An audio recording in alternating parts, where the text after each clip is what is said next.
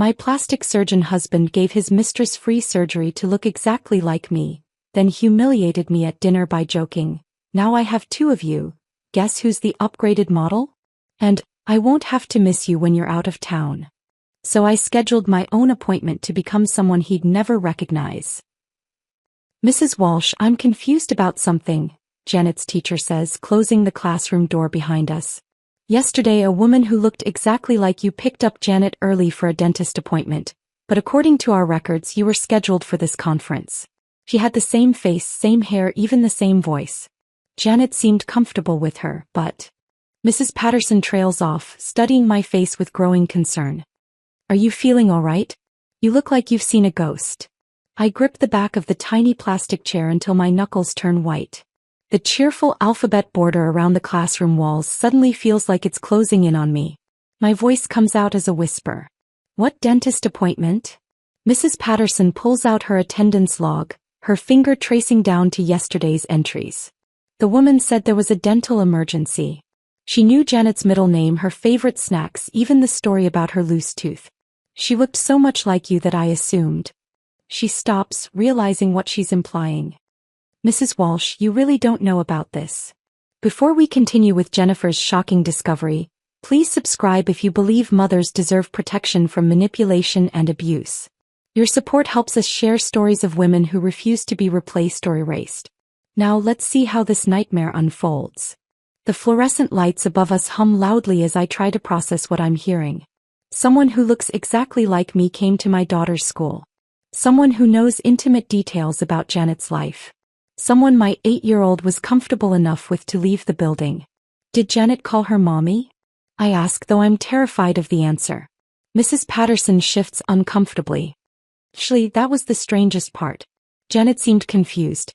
She kept looking back and forth between this woman and the school entrance, like she was expecting someone else to show up.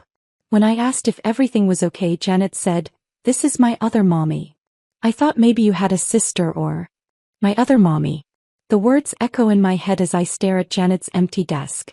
Her purple pencil case sits exactly where she left it, next to the drawing she was working on during art time. I pick up the paper and see stick figures. A little girl standing between two identical women, both labeled Mommy in Janet's careful handwriting. One figure has a sad face, the other is smiling. "Mrs. Patterson, I need to know everything," this woman said. "Every detail." The teacher sits down across from me, her expression growing more concerned by the minute. She knew about Janet's reading level, her trouble with math facts, even that she's been having nightmares lately. She asked about Janet's behavior in class, whether she'd been talking about changes at home. Very specific questions, like she was checking on something. Checking on something. Like monitoring the effects of psychological manipulation on a small child. Like making sure her confusion and distress weren't becoming obvious to outsiders who might ask questions. What did she look like exactly? I ask, though I already know the answer will destroy me. Mrs. Patterson hesitates. "Honestly, Mrs. Walsh, she looked like you. Not similar, identical. Same bone structure, same nose, same everything. If I didn't know better, I'd say you had a twin sister. But Janet's school records only list you as her mother, and the way Janet acted..." She pauses. Janet seemed scared. Not of the woman but of the situation. Like she didn't understand why there were two of you. The classroom walls feel like they're spinning. I remember Kevin's late nights at the office, the mysterious credit card charges he explained as medical conference expenses, the way he'd been photographing my face constantly over the past 2 years, claiming he wanted to update his professional portfolio with beautiful patient outcomes. "Mrs. Patterson, did this woman sign Janet out properly?" "That's just it, she had identification. A driver's license with your name on it. Jennifer Walsh. Same address, same everything, except the photo showed her face instead of yours. I thought maybe you'd gotten a new license photo taken, but now..." She trails off, clearly disturbed by the implications. My hands shake as I realize the scope of what Kevin has done. He hasn't just created a surgical duplicate of me. He's given her my identity, my legal documents, access to my daughter. This isn't an affair. It's a complete replacement operation. Where did they go after they left school? The woman said they were going to get ice cream before the dentist appointment. Janet loves that place on Maple Street, Rocky Road Creamery. She seemed excited about the ice cream but kept asking when her real mommy would meet them there. Rocky Road Creamery. Where I take Janet every Friday after school. Where she always orders mint chocolate chip in a waffle cone. Where the teenage staff knows us by name and always asks about Janet's latest art projects. Kevin's duplicate has been living my life, going to my places, creating memories with my daughter while I'm sitting here completely unaware that I'm being erased from my own existence. Mrs. Patterson, I need you to call me immediately if anyone else tries to pick up Janet. Anyone. Even if they look like me, even if they have identification. Don't release her to anyone except me, and I mean the me sitting right here, right now. The teacher nods slowly, but I can see doubt creeping into her expression. How does she know I'm the real mother and not the imposter? How does anyone tell the difference between an original and a perfect surgical copy? I stand up to leave, my legs unsteady beneath me. As I reach for the door handle, Mrs. Patterson calls my name. Mrs. Walsh? Janet mentioned something yesterday that I thought was just child imagination, but now I'm wondering. She said she has 2 mommies now and one of them makes Daddy happier. She asked if that meant the sad mommy would have to go away soon. The hallway outside Janet's classroom stretches endlessly in both directions. Other parents are arriving for their conferences, chatting about homework and soccer practice, completely unaware that my world has just shattered into pieces. I walk past them in a daze, wondering how many of them have met my duplicate, how many conversations I've supposedly had that I don't remember, how many places my face has been seen without my knowledge. In the parking lot, I sit in my car and call Kevin's office. The receptionist answers with her usual cheerful greeting. Hi, this is Jennifer Walsh. Is my husband available? Oh, Mrs. Walsh. You just missed him. He left about 20 minutes ago with Carla for their afternoon appointments. Should I have him call you back? Their afternoon appointments. Like they're a team. Like she's his partner in business and life while I'm just the confused woman calling to check up on them. I hang up without responding and stare at my reflection in the rearview mirror. These features Kevin spent years perfecting, these cheekbones he sculpted, this nose he refined. I thought they made me beautiful. Now I understand they made me replaceable. My phone buzzes with a text from Kevin. Running late tonight. Don't wait up. But I know he's not running late. He's living his real life with his real wife. The one he created to be everything I could never be. The upgraded model who doesn't question his late nights, doesn't complain about his criticism, doesn't have stretch marks from carrying his child or laugh lines from 15 years of marriage. I drive home to our empty house, where family photos line the mantelpiece showing our happy life together. Except now I wonder, how many of these recent photos actually show me and how many show her? When did Kevin stop seeing me as his wife and start seeing me as the prototype for something better? Tonight, when Janet asks why Miss Carla from Daddy's office looks like Mommy, I'll have to find words to explain something I don't understand myself. How do you tell your child that her father has created a surgical copy of her mother? How do you maintain your daughter's sense of security when your own identity has been stolen and replicated? But as I sit in our driveway staring at the house where Kevin and I built our life together, I realize something important. He may have copied my face, but he can't copy my soul. He can't duplicate the bond between Janet and me, the 15 years of real memories we've shared, or the fierce protective love that's now burning in my chest. Kevin thinks he's created an upgrade. He's about to discover he's made the biggest mistake of his life. That night, I tuck Janet into bed and listen to her breathing settle into sleep before I make my move. Kevin's home office has always been off limits to me, his sacred space where he reviews patient files and plans surgical procedures. The door creaks as I push it open and I freeze, listening for any sound from our bedroom.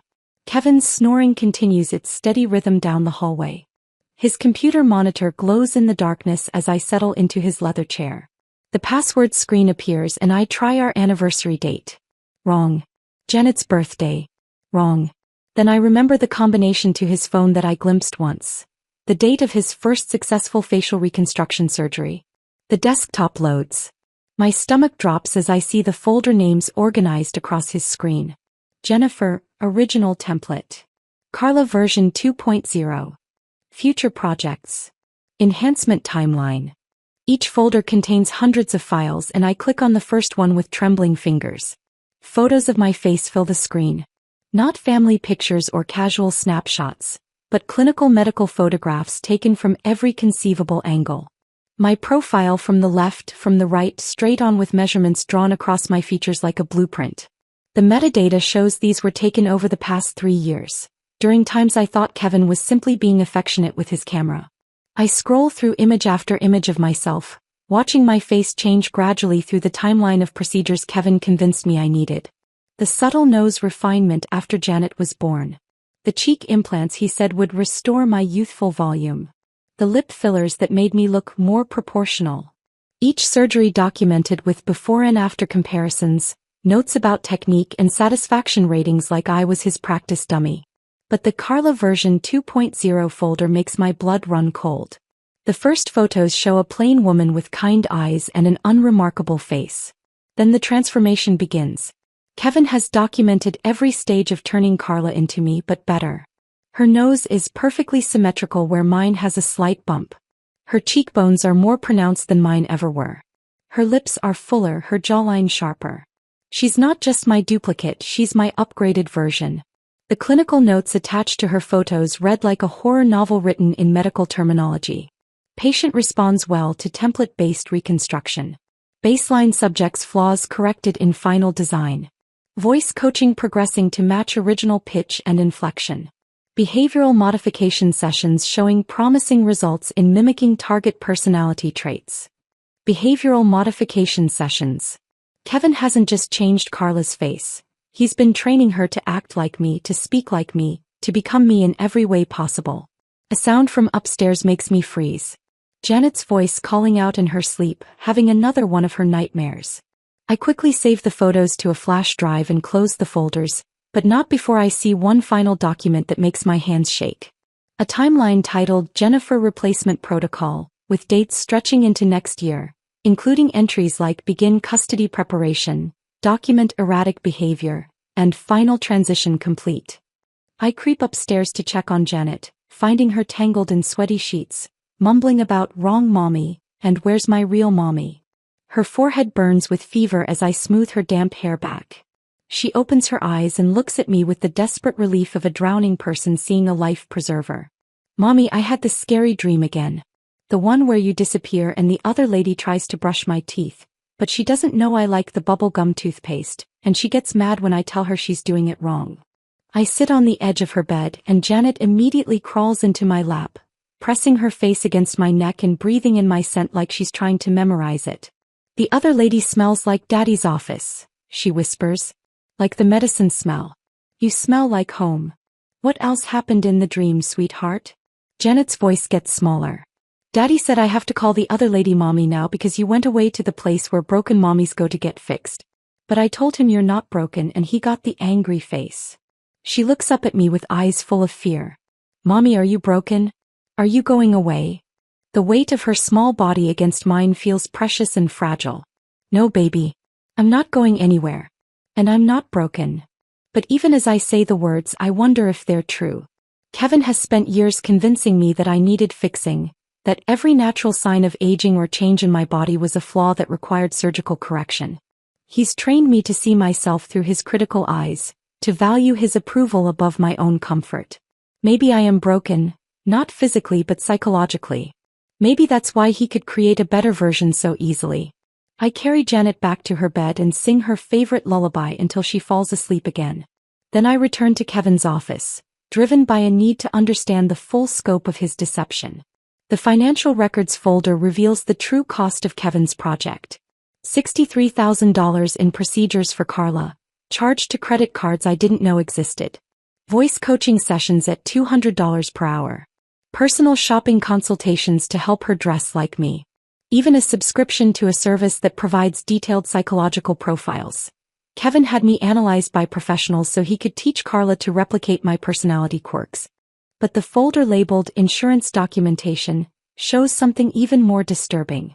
Kevin has been billing Carla's cosmetic procedures as medically necessary reconstructive surgery, claiming she was disfigured in an accident that never happened. He's been committing insurance fraud to fund his obsession with creating the perfect wife. The final folder I discover makes my breath catch in my throat. Previous projects contains photos of other women, other transformations. Sarah Mitchell, his first wife who divorced him 12 years ago. Kevin had documented her improvements too, before she disappeared from his life under circumstances that suddenly seem much more sinister. Below Sarah's photos are files for 3 other women, patients who'd been transformed to look like idealized versions of themselves, then discarded when Kevin moved on to new projects. I'm not his first experiment. I'm just the most successful template he's created so far.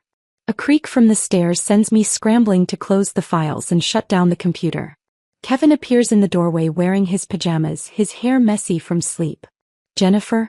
What are you doing in here? I force my voice to sound steady. I couldn't sleep. I was looking for something to read. I gesture vaguely at his medical journals on the bookshelf. The conference materials you mentioned. Kevin studies my face carefully, and I wonder if he can see the knowledge burning behind my eyes. After 15 years of marriage, he knows my expressions better than anyone. But then again, he's been teaching someone else to wear those same expressions. You look upset, he says, moving closer. Still thinking about dinner tonight? I told you Carla is just a colleague. The resemblance is purely coincidental. Coincidental. As if surgical reconstruction happens by accident. Janet had another nightmare, I tell him, watching his reaction. She keeps talking about 2 mommies. It's really affecting her. Kevin's expression doesn't change, but I catch a flash of something calculating in his eyes. Children have active imaginations. Maybe you should make an appointment with Dr. Chen. She specializes in childhood anxiety disorders. Of course, he already has a psychiatrist picked out for our daughter.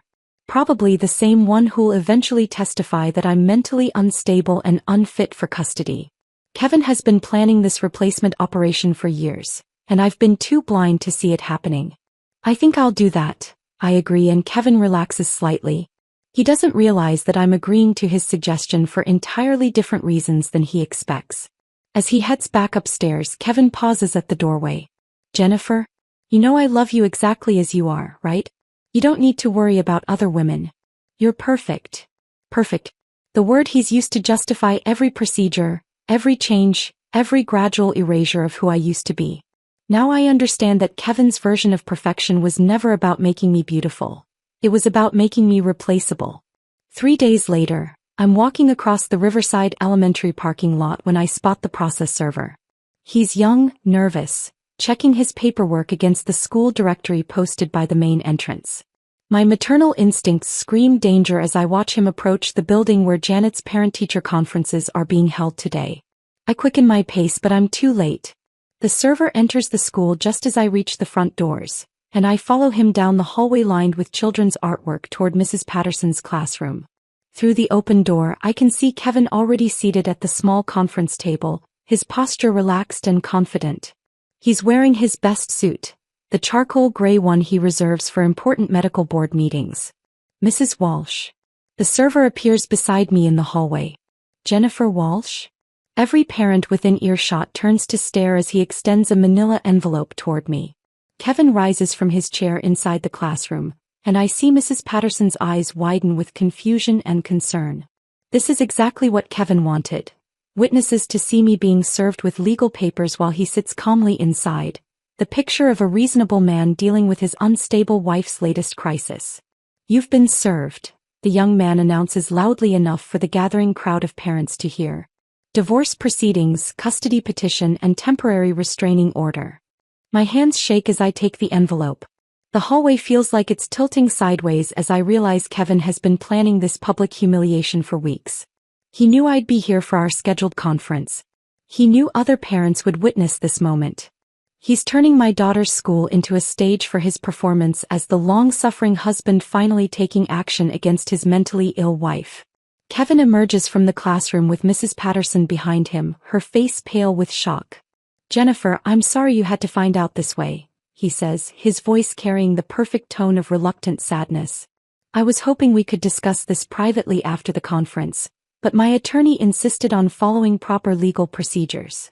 The envelope feels heavy in my hands as I scan the first page. Irreconcilable differences. Breakdown of marriage.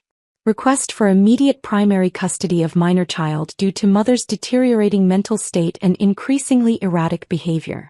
Kevin has shared some concerning information about recent changes in your behavior, Mrs. Patterson says quietly, clearly uncomfortable but trying to be supportive. He mentioned you've been having difficulties adjusting to some personal challenges. Personal challenges. Kevin's coded language for my discovery of his surgical affair. I look around at the faces surrounding us in the hallway. Other mothers from Janet's class, a few fathers, the school principal who's emerged from her office to see what's causing the commotion. They're all watching me with a mixture of curiosity and pity, waiting to see how the mentally unstable wife will react to being served divorce papers at her child's school. I think we should finish this conversation somewhere more private, I manage to say, though my voice sounds hollow and distant even to my own ears. Of course, Kevin agrees, placing a gentle hand on my shoulder that feels like a spider crawling across my skin. Mrs. Patterson, would it be possible to use your classroom for a few more minutes? Jennifer needs time to process this information. The teacher nods and ushers the curious parents away from her doorway, leaving Kevin and me alone in the classroom decorated with Janet's artwork and spelling tests. The normalcy of the space. The children's desks, the alphabet chart, the reading corner where Janet loves to curl up with books, makes this legal assault feel even more surreal and twisted. Kevin closes the door and immediately drops his concerned husband facade. You brought this on yourself, Jennifer. I gave you every opportunity to seek help for your paranoid delusions about Carla, but you've become increasingly unstable and hostile. I stare at him across the tiny classroom table where we've sat through years of parent conferences, discussing Janet's progress and future. Now he's using this sacred space to destroy our family while painting himself as the victim of my mental illness. Paranoid delusions? I keep my voice low, mindful that Mrs. Patterson is probably listening outside the door. Kevin, that woman has had surgery to look exactly like me. How is that paranoid? Kevin sighs heavily, the sound of a patient man dealing with his wife's latest breakdown. Carla had reconstructive surgery after a car accident, Jennifer.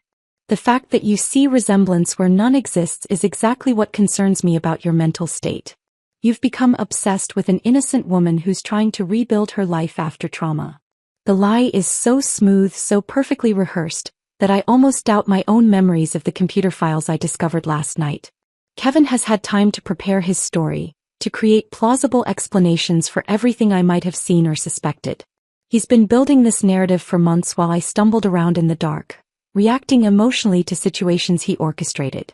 The temporary custody order takes effect immediately, Kevin continues, pulling out his own copy of the legal papers. Janet will stay with me while you get the help you need. Dr. Chin has agreed to evaluate you, and Dr. Morse is prepared to testify about the signs of erotomania and paranoid personality disorder that I've documented over the past several months. Dr. Chin. Dr. Morse.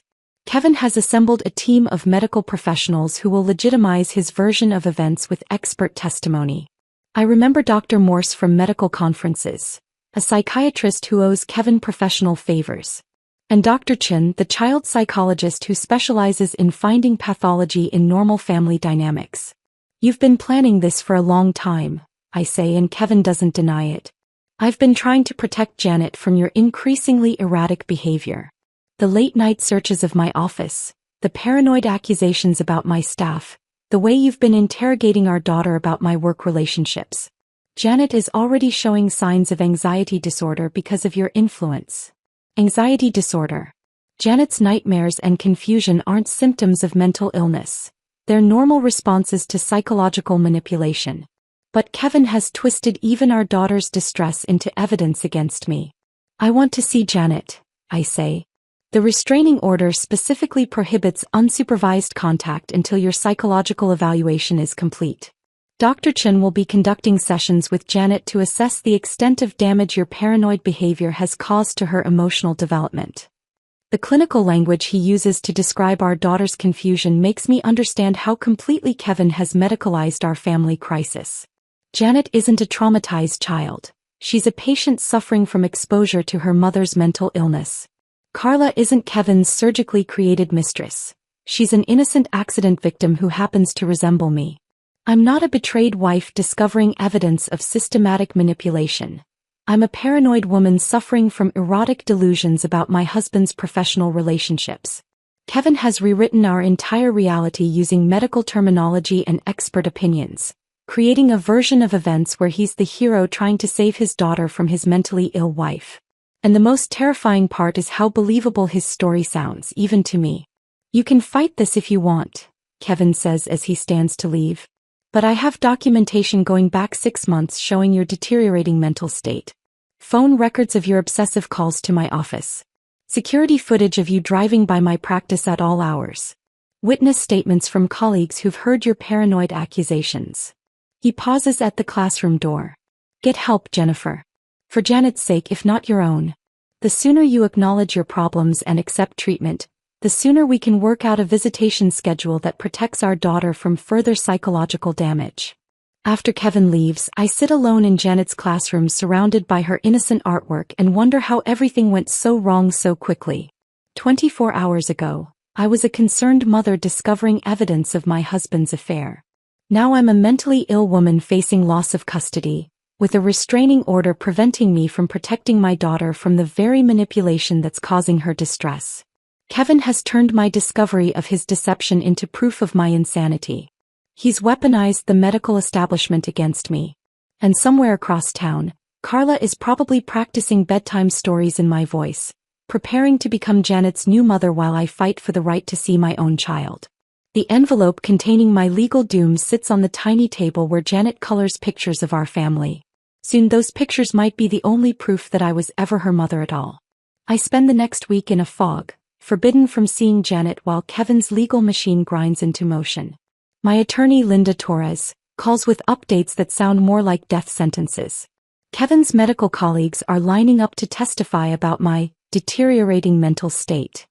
The custody evaluator has already met with Janet twice, asking her leading questions about Mommy's strange behavior.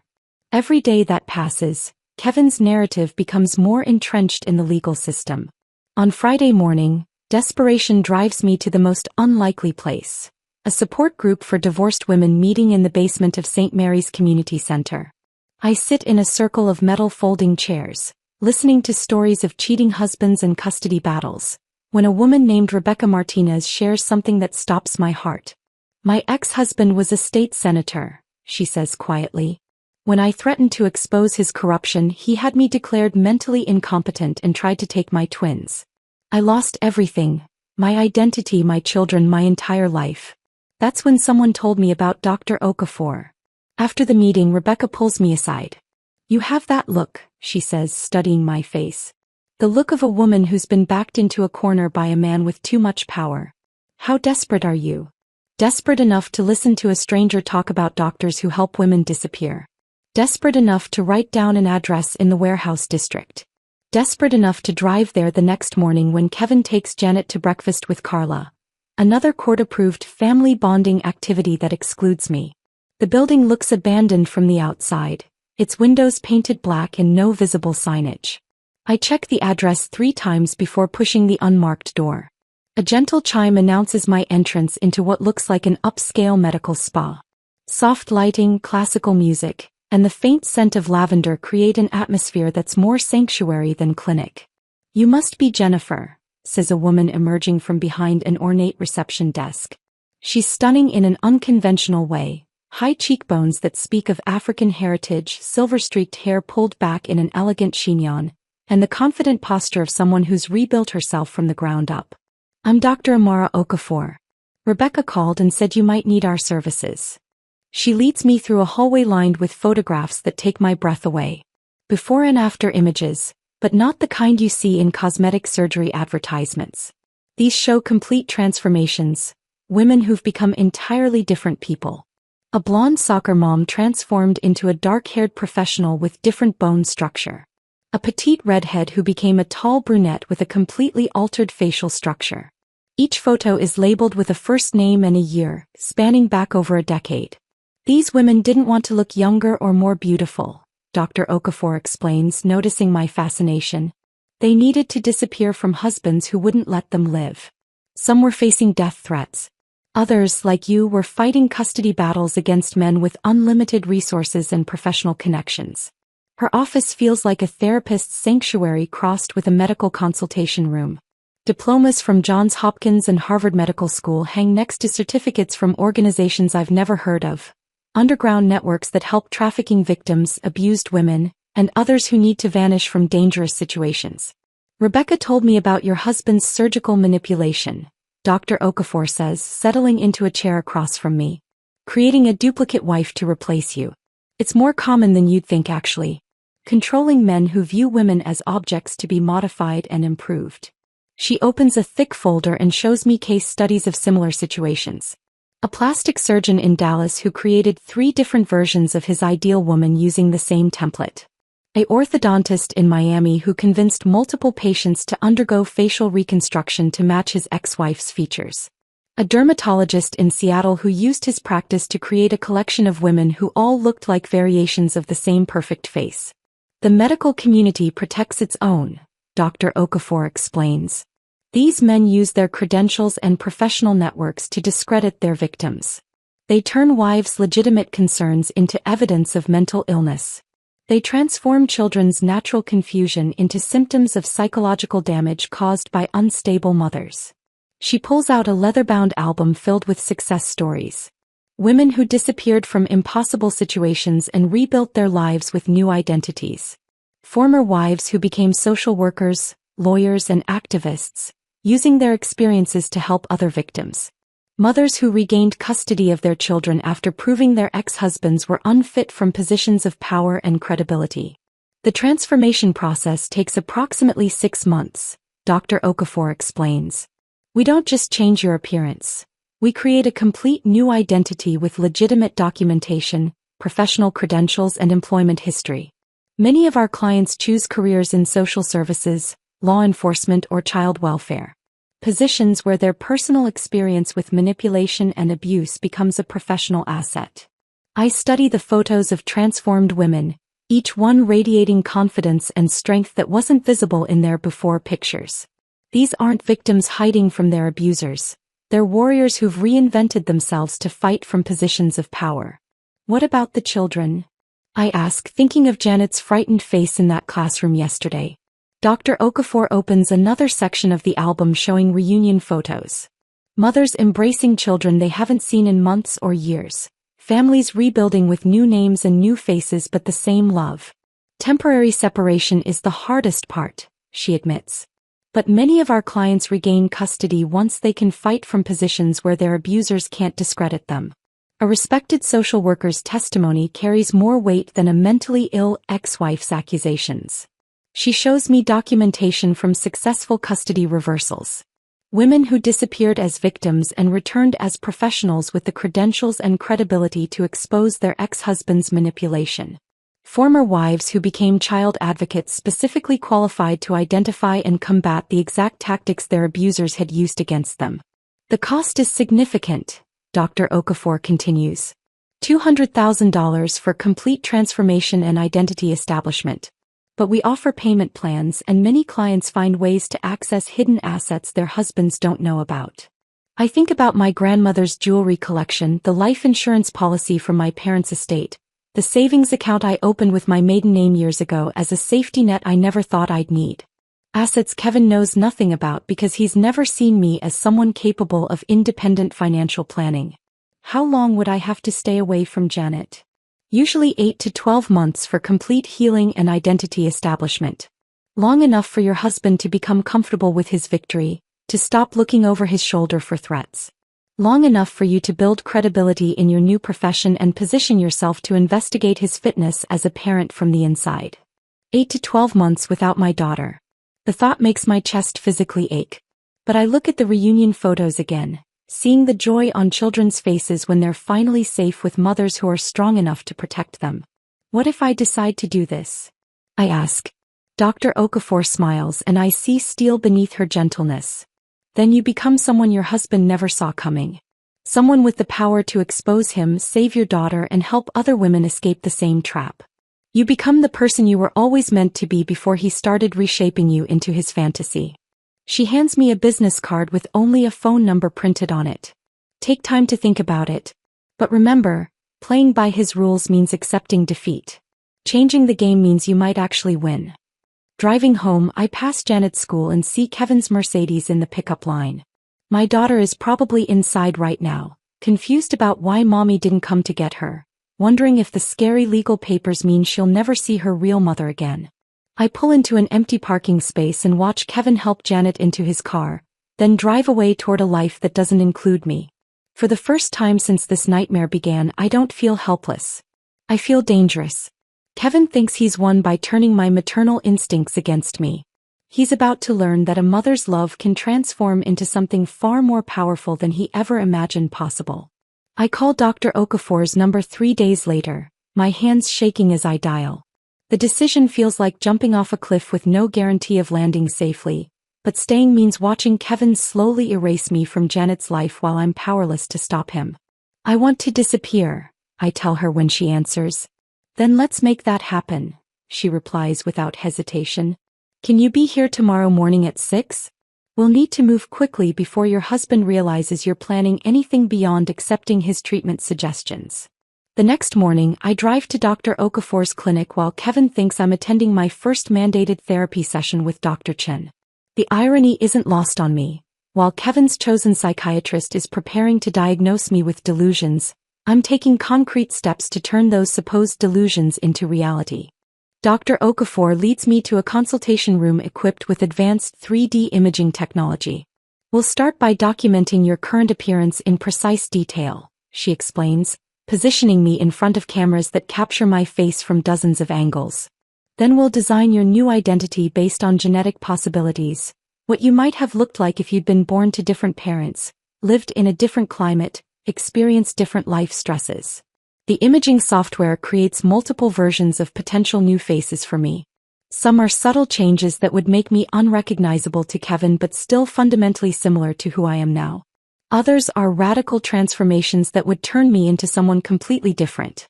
Dr. Okafor guides me through the options while explaining the medical procedures required for each level of change.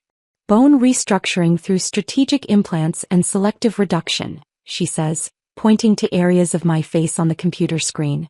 Melanin therapy to darken your skin tone permanently. Vocal cord modification to change your speaking voice. These aren't cosmetic improvements, they're survival modifications. I choose a transformation that will make me unrecognizable while keeping me human. Darker skin that suggests Latin heritage. Stronger bone structure that conveys authority rather than vulnerability. A voice that carries confidence instead of the apologetic tone Kevin trained me to use. The process will take 5 months, Dr. Okafor explains as we schedule the first surgery. You'll stay here during recovery periods and we'll use the mental health retreat cover story to explain your absence. I have contacts at Pine Valley who'll provide authentic documentation of your stay there, including therapy session notes and progress reports that will satisfy your husband's legal team. The first surgery happens on a Tuesday. I wake up in a private recovery room with bandages covering half my face, my mouth too swollen to speak clearly. Dr. Okafor checks on me every few hours, monitoring for complications while explaining what she's accomplished. Cheekbone augmentation and jawline reconstruction, she says, showing me surgical photos. When the swelling goes down, you'll have the bone structure of someone who's never been criticized for being too soft or too feminine. Elena Rodriguez, my identity coach, visits during the second week of recovery. She's a former theater actress who reinvented herself after escaping an abusive director who controlled every aspect of her career and personal life. Voice training starts as soon as your throat heals, she tells me, demonstrating the southwestern accent that will become part of Maria Gonzalez's identity. But first we work on how you hold yourself. Kevin trained you to take up less space, to apologize for existing. Maria Gonzalez apologizes for nothing. Between surgeries, I study social work textbooks with an intensity one haven't felt since college. Child development psychology, family systems theory, legal procedures for custody evaluation. Knowledge that will make me genuinely qualified for the role I'm preparing to play. But more than that, I'm learning the scientific language to describe what Kevin has done to our family. Parental alienation. Psychological manipulation. Systematic abuse disguised as medical expertise. Dr. Okafor performs the melanin therapy during my 3rd month of treatment. This will permanently darken your skin tone, she warns before the injections begin. There's no reversing this particular procedure. You're committing to becoming someone ethnically different from who you were born to be. I watch my reflection change week by week as the melanin takes effect. My pale Irish complexion deepens to a warm bronze that speaks of Latin American heritage. Combined with my new bone structure, the effect is stunning. I look like someone who was born confident rather than someone who learned to shrink herself to fit a man's expectations. Elena works with me daily on voice modification exercises. Your natural speaking voice is higher and softer because Kevin preferred women who sounded young and uncertain, she explains during one session. Maria Gonzalez speaks from her diaphragm. She doesn't uptalk or end statements like questions. She doesn't apologize before expressing opinions. The vocal cord surgery happens in month 4, performed under local anesthesia so I can test my new voice immediately. When I speak for the first time after the procedure, the sound that emerges is deeper, richer, carrying authority I never knew I possessed. It's still recognizably human, still feminine, but completely different from the tentative voice Kevin shaped through years of subtle criticism. How do you feel? Dr. Okafor asks. Powerful, I answer, and the word resonates in my chest in a way it never could before. During my final month of transformation, I practice living as Maria Gonzalez. I wear clothes that fit my new confident posture.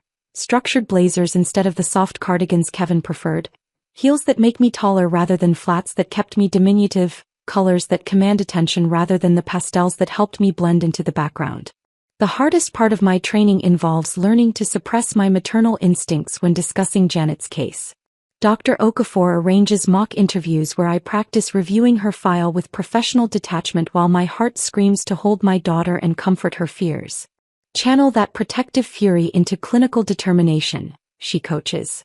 Maria Gonzalez doesn't love Janet Walsh. She's simply committed to protecting all children from manipulative parents. I complete my social work certification through Arizona State University's online program, finishing coursework that normally takes 2 years in 8 intensive months. My thesis focuses on custody manipulation by medical professionals, drawing on research I conduct during my recovery periods.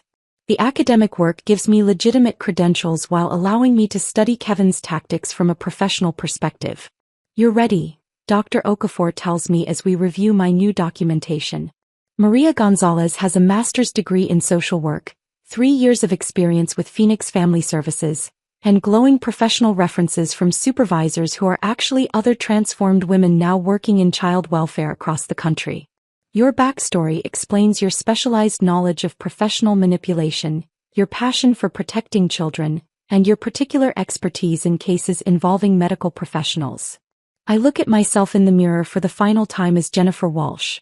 The woman staring back has dark skin, strong cheekbones, and eyes that hold steady confidence instead of nervous uncertainty. My voice carries authority when I speak. My posture suggests someone who's never been told to make herself smaller. Kevin destroyed Jennifer Walsh, I tell my reflection. But he created something much more dangerous.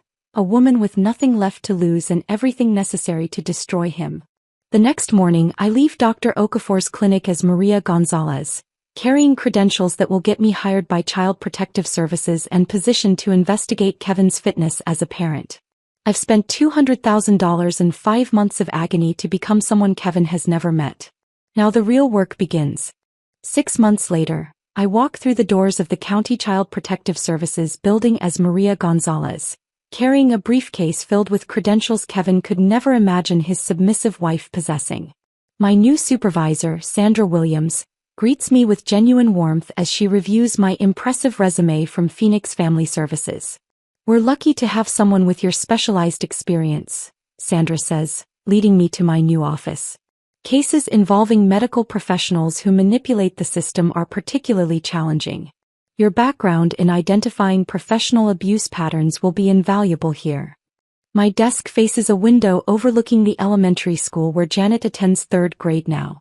I can see the playground where she used to laugh during recess before Kevin's manipulation turned her into an anxious child afraid of losing her mother. The proximity isn't coincidence. I requested this assignment specifically to stay close to my daughter while I build the case that will save her. Your first case is interesting, Sandra continues, placing a thick file on my desk. The Walsh family. Dr. Kevin Walsh filed for emergency custody modification 6 months ago, claiming his ex-wife abandoned their daughter to enter psychiatric treatment. but the child's school counselor has concerns about the father's behavior and the introduction of a new female figure who's causing identity confusion. I open Janet's case file with hands that appear steady despite the earthquake happening inside my chest. The clinical language describes my daughter as an 8-year-old female exhibiting severe anxiety, sleep disturbances, and confusion regarding maternal identity following parental separation. Attached school reports document her declining academic performance, social withdrawal, and disturbing artwork depicting split identity themes.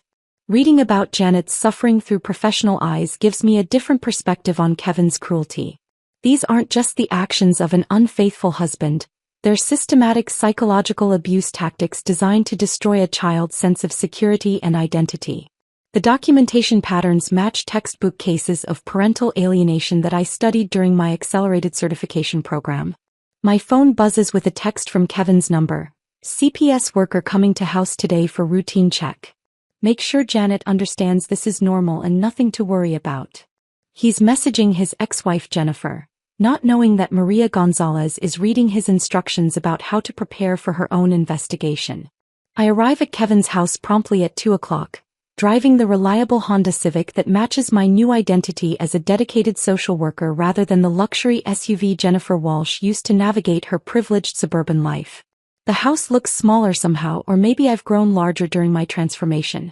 The perfectly manicured lawn and expensive landscaping seem excessive now, evidence of resources that could have been spent on genuine family welfare instead of maintaining appearances. Kevin answers the door wearing his most charming smile, the one he used when courting potential patients for expensive procedures. Miss Gonzalez, thank you for coming. I know these visits are routine, but I want to assure you that Janet is thriving since her mother entered treatment. Carla appears behind him, and seeing my surgical duplicate face-to-face for the first time since my transformation creates a surreal moment where I'm looking at my former self through completely different eyes. She's wearing one of my old dresses, the blue floral one I loved before Kevin convinced me it made me look matronly. On her, it looks different somehow, like a costume rather than clothing chosen by someone who actually liked the pattern. This is Carla Morrison, Kevin says, his hand possessively resting on her lower back. She's been helping with Janet's adjustment during this difficult transition. Carla has a natural way with children. I study Carla's face with professional detachment, noting the surgical precision of her features and the way she keeps glancing at Kevin for approval before speaking. Her movements are careful, calculated, like someone performing a role she's not entirely comfortable with yet. Hello, Miss Gonzalez, Carla says, extending her hand. Dr. Walsh has told me so much about the wonderful work you do protecting children. Her voice has the same tentative quality mine used to have, the sound of a woman who's been trained to defer to male authority. But underneath the careful politeness I detect something else. Fear. She's terrified of making a mistake that might displease Kevin. Where is Janet? I ask, consulting my official clipboard. Upstairs in her room, Kevin answers. She's been napping more lately. The stress of the custody situation has been exhausting for her. I follow Kevin up the stairs I climbed thousands of times as his wife, now seeing our home through the analytical eyes of a child welfare investigator. Janet's bedroom door is decorated with new artwork, drawings that show 3 stick figures labeled Daddy, Miss Carla, and me, with no mother figure visible anywhere. The absence of maternal representation in her recent art speaks volumes about Kevin's success in erasing me from her psychological landscape. Janet sits on her bed surrounded by dolls, but she's not playing. She's arranging them in careful lines, sorting them by hair color and facial features with the obsessive precision of a child trying to make sense of identity confusion. When she sees me enter her room, her face lights up with hope. Are you here to find my mommy? She asks immediately, abandoning her dolls to approach me. Daddy says she went to the fixing place, but she's been gone for a really long time and I think maybe she got lost. Kevin steps into the room behind me, his presence immediately making Janet's shoulders tense. Janet, this is Ms. Gonzalez from the county office. She's here to make sure you're happy and healthy. I kneel down to Janet's eye level, fighting every maternal instinct screaming at me to gather her into my arms and tell her that mommy never left, that mommy transformed herself into someone strong enough to save her. Instead, I maintain professional composure while my heart breaks seeing the changes in my daughter's face. She's thinner than she was 6 months ago, with dark circles under her eyes that speak of too many sleepless nights. Can you tell me about your family, Janet? I ask gently. Janet glances nervously at Kevin before answering. I live with Daddy and Miss Carla now. Mommy went away because she was sick in her brain, but Miss Carla takes care of me instead. She tries to brush my hair like Mommy used to, but she doesn't know I don't like when it pulls. The carefully coached response reveals Kevin's manipulation tactics perfectly. He's trained Janet to repeat his narrative while unconsciously expressing her dissatisfaction with Carla's inadequate attempts to replace me. Every word my daughter speaks provides evidence of psychological abuse disguised as loving care. Do you miss your mommy? I ask, knowing the question will make Kevin uncomfortable but needing Janet's genuine response for my documentation. Janet's eyes fill with tears despite Kevin's warning glare. Miss Carla says I shouldn't miss Mommy because that makes Daddy sad. But sometimes I forget and call Miss Carla the wrong name, and then Daddy has to remind me about using my inside voice about family things. Inside voice about family things. Kevin has taught our daughter to suppress her natural feelings and questions about her mother's disappearance. He's turned her authentic emotions into secrets she's not allowed to express openly. I spend another hour conducting my official evaluation, photographing Janet's living space and documenting Kevin's responses to standard questions about parenting responsibilities and child welfare. Every answer he gives reveals his shallow understanding of Janet's actual needs versus his assumptions about what children require from their caregivers. When Carla tries to demonstrate her maternal skills by helping Janet with homework, I watch my daughter politely accept assistance while clearly missing the way I used to make learning fun through games and silly voices. Carla knows the mechanics of helping with schoolwork, but she doesn't understand Janet's learning style or the encouragement techniques that actually motivate her. As I prepare to leave, Janet tugs on my jacket. Miss Gonzalez, when you find my mommy, will you tell her I still have her goodnight song memorized? I sing it to myself every night so I don't forget. The song I made up when she was 3 years old, about brave little girls who can overcome any scary thing. Janet has been keeping our connection alive through that simple melody, maintaining hope that her real mother will return someday. I'll make sure she knows, I promise, and Janet smiles for the first time since I arrived. Walking back to my car, I feel the weight of my new power and the burden of my impossible situation. I'm closer to my daughter than I've been in months, but I can't comfort her or reveal myself without destroying the mission that could save her permanently. Kevin waves goodbye from his front porch, completely unaware that his ex-wife just completed her first official investigation of his parenting. He thinks he's won by isolating me from Janet through legal manipulation. He has no idea the war has just begun. Over the following weeks, my visits to Kevin's house become a carefully choreographed dance of professional observation and hidden maternal connection. During my third official visit, I notice Janet has begun arranging her stuffed animals in deliberate patterns across her bedroom floor. At first glance, it looks like typical child's play, but when I study the arrangement more closely, I realize she's spelled out help, using her favorite teddy bears. Janet catches my eye and glances toward her closet, where I discover a small notebook hidden behind her winter coats.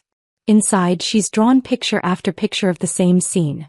A little girl standing between two identical women, with arrows pointing to one labeled real, and the other labeled pretend. The drawings show increasing sophistication as Janet develops her own system for documenting the psychological abuse she can't articulate in words. Does anyone else know about your drawings? I ask quietly, and Janet shakes her head vigorously. Miss Carla found one once and showed Daddy. He got the angry face and told me stories about mommies should only be happy stories. So now I hide them where the pretend mommy doesn't look. Janet's instinctive understanding that Carla isn't truly her mother despite their physical resemblance proves that Kevin's manipulation hasn't completely destroyed her connection to reality. My daughter knows something is fundamentally wrong with her current situation, and she's finding ways to communicate that knowledge to the one adult who seems to listen without judgment. During my fourth visit, I witness Kevin's professional facade beginning to crack under pressure. His phone rings constantly during our interview, and I overhear heated conversations with colleagues about patient complaints and surgical complications. When Dr. Susan Bradley calls about a botched rhinoplasty that's requiring corrective surgery, Kevin becomes visibly agitated. I don't understand why everyone's suddenly questioning my techniques, he snaps at Carla after ending the call. I've been performing these procedures successfully for 15 years. But Carla's expression suggests she's been hearing similar complaints frequently. She flinches when Kevin slams his phone down, and I notice how she instinctively moves to shield Janet from witnessing his outburst. Despite being Kevin's creation, Carla's protective instincts toward my daughter seem genuine. I schedule follow-up interviews with Kevin's medical practice staff, using my official CPS credentials to ask questions about Dr. Walsh's professional behavior and patient interactions. Nurse Margaret Foster, who's worked with Kevin for 8 years, speaks carefully but reveals concerning patterns. Dr. Walsh has always been particular about patient appearance, she admits during our private conversation. But lately he's been making unusual comments, comparing patients to former patients, suggesting procedures that seem unnecessary. Last week he spent 20 minutes photographing a rhinoplasty patient from angles that weren't medically relevant. Margaret shows me Kevin's recent patient files, where I discover he's been documenting women's faces with the same obsessive detail I found in his computer folders at home.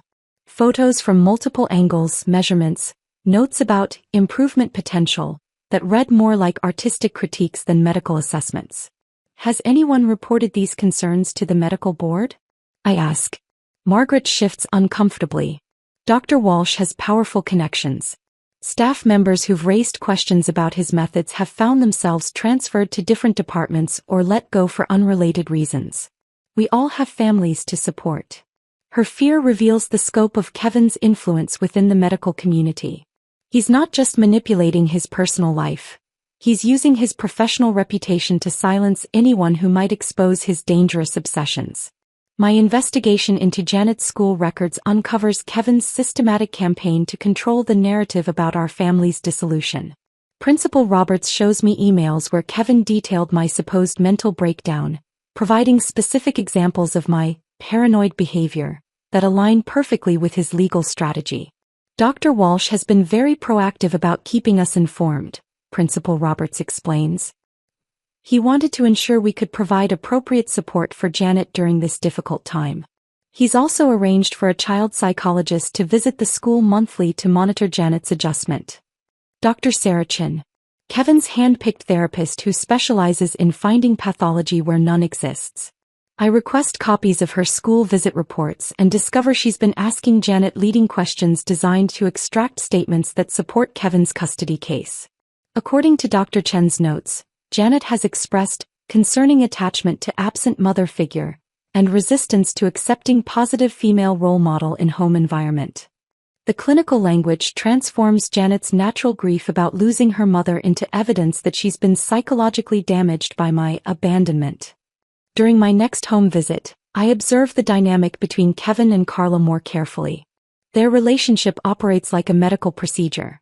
Kevin making constant adjustments to Carla's behavior, appearance, and responses while she accepts his corrections with the compliance of a patient rather than the equality of a partner. Carla, your posture is slouching again, Kevin says during dinner, causing her to immediately straighten her spine. Remember what we practiced about confident body language. Janet watches this interaction with the sharp awareness of a child who's learned to read adult moods for survival. She knows that Carla's compliance isn't natural affection but trained behavior, and she responds to this artificial maternal figure with polite distance rather than genuine warmth. After dinner, I find Carla alone in the kitchen loading the dishwasher with mechanical precision. When I compliment her efficiency, she looks surprised as if praise for her own actions is unexpected. Dr. Walsh is very particular about household management, she says quietly. He's taught me the proper way to organize things so Janet feels secure and consistent. The proper way. As if there's only one correct method for loading dishes or arranging a home, and Kevin is the authority on domestic perfection. I realize Carla has no autonomy in this house. She's following Kevin's detailed instructions about how to live, how to interact with Janet, even how to perform basic household tasks. During a moment when Kevin steps outside to take a phone call, Carla's careful composure slips slightly. She stares at her reflection in the kitchen window, touching her surgically altered cheekbones with the same confused expression I used to have when Kevin convinced me to change parts of myself. Sometimes I don't recognize myself, she admits quietly. Dr. Walsh says that's normal after major reconstructive surgery, but it's been 8 months now, and I still feel like I'm wearing someone else's face. Someone else's face. My face. But she doesn't know that yet.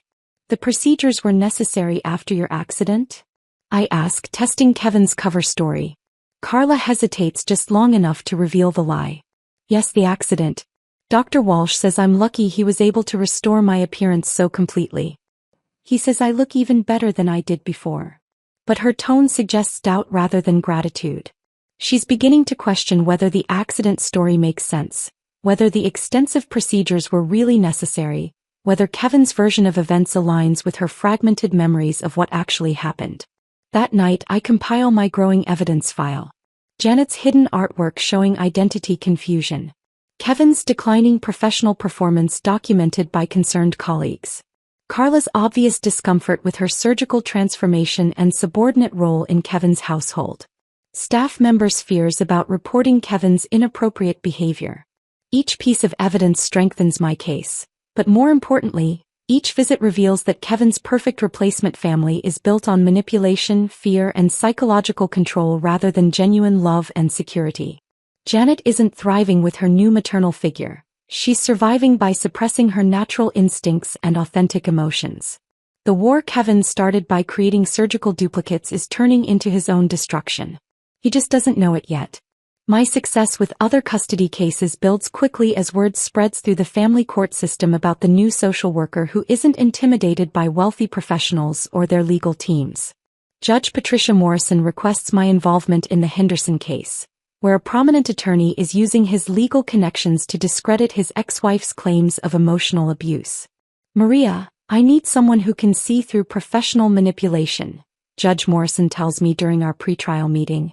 Too many custody evaluators get swept up in credentials and reputation rather than focusing on what's actually happening to the children involved. Within 3 months, I've successfully exposed manipulation tactics in 6 different cases involving doctors, lawyers, and business executives who used their professional status to control custody outcomes. My testimony helps Judge Morrison award custody to mothers who were being painted as unstable while their children suffered emotional abuse disguised as parental discipline. Each victory builds my reputation as the social worker who specializes in cases where traditional evidence doesn't capture the full scope of psychological manipulation. Family attorneys begin requesting my involvement specifically when they suspect professional abuse but can't prove it through conventional documentation. During my regular visits with Janet, she develops increasingly sophisticated ways of communicating her distress without alerting Kevin to our secret connection. She arranges her art supplies in patterns that spell out words only I would recognize, placing her red crayon, blue marker, and yellow pencil in sequence to spell ARB, our code for remember, baby, yes, from bedtime stories I used to tell her about brave princesses who never gave up hope. Janet's artwork evolves from simple expressions of confusion to complex emotional landscapes that document Kevin's psychological manipulation with stunning clarity. She draws herself as a tiny figure trapped in a maze of mirrors, surrounded by identical faces that all claim to be her mother. Another drawing shows a little girl holding a magnifying glass, searching through a crowd of identical women for the one with the real heart. Miss Maria, can I ask you something? Janet says during our 6th visit, pulling me aside while Kevin and Carla argue about dinner preparations in the kitchen. If someone's daddy makes them pretend to be happy when they're really sad, is that lying? And if it's lying, who gets in trouble, the daddy or the little girl? Her question reveals the impossible position Kevin has placed her in.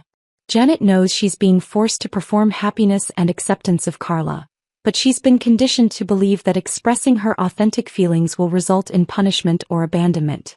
I help her understand that children are never responsible for adult problems and that feeling confused or sad about family changes is completely normal. You're allowed to feel however you feel, I tell her. Feelings aren't right or wrong. They're just information about what's happening around us. Janet's face brightens with relief, as if someone has finally given her permission to trust her own emotional responses instead of the manufactured reactions Kevin demands from her. Meanwhile, Kevin's professional world begins collapsing under the weight of his divided attention and escalating paranoia. During my interview with Dr. Michelle Park, his senior partner, she reveals that Kevin's surgical complication rate has tripled over the past 6 months. Kevin has always been meticulous, Dr. Park explains, clearly struggling with loyalty to her colleague versus concern for patient safety. But lately he's been distracted during procedures, making basic errors that should never happen with someone of his experience level. Last week he nicked a facial nerve during a routine rhinoplasty because he was reading text messages during surgery. The patient, Mrs. Dorothy Chen, now has permanent partial facial paralysis that will require additional corrective procedures and likely result in a significant malpractice lawsuit. Kevin's explanation to his partners was that the patient moved unexpectedly, but surgical video recordings show Kevin looking at his phone during the critical moment when precision was essential. We're considering asking Kevin to take a sabbatical, Dr. Park admits.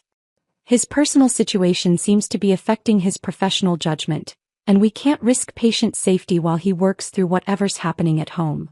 I document everything, building a comprehensive picture of a man whose obsession with controlling women's appearances has begun affecting his ability to perform his professional duties safely.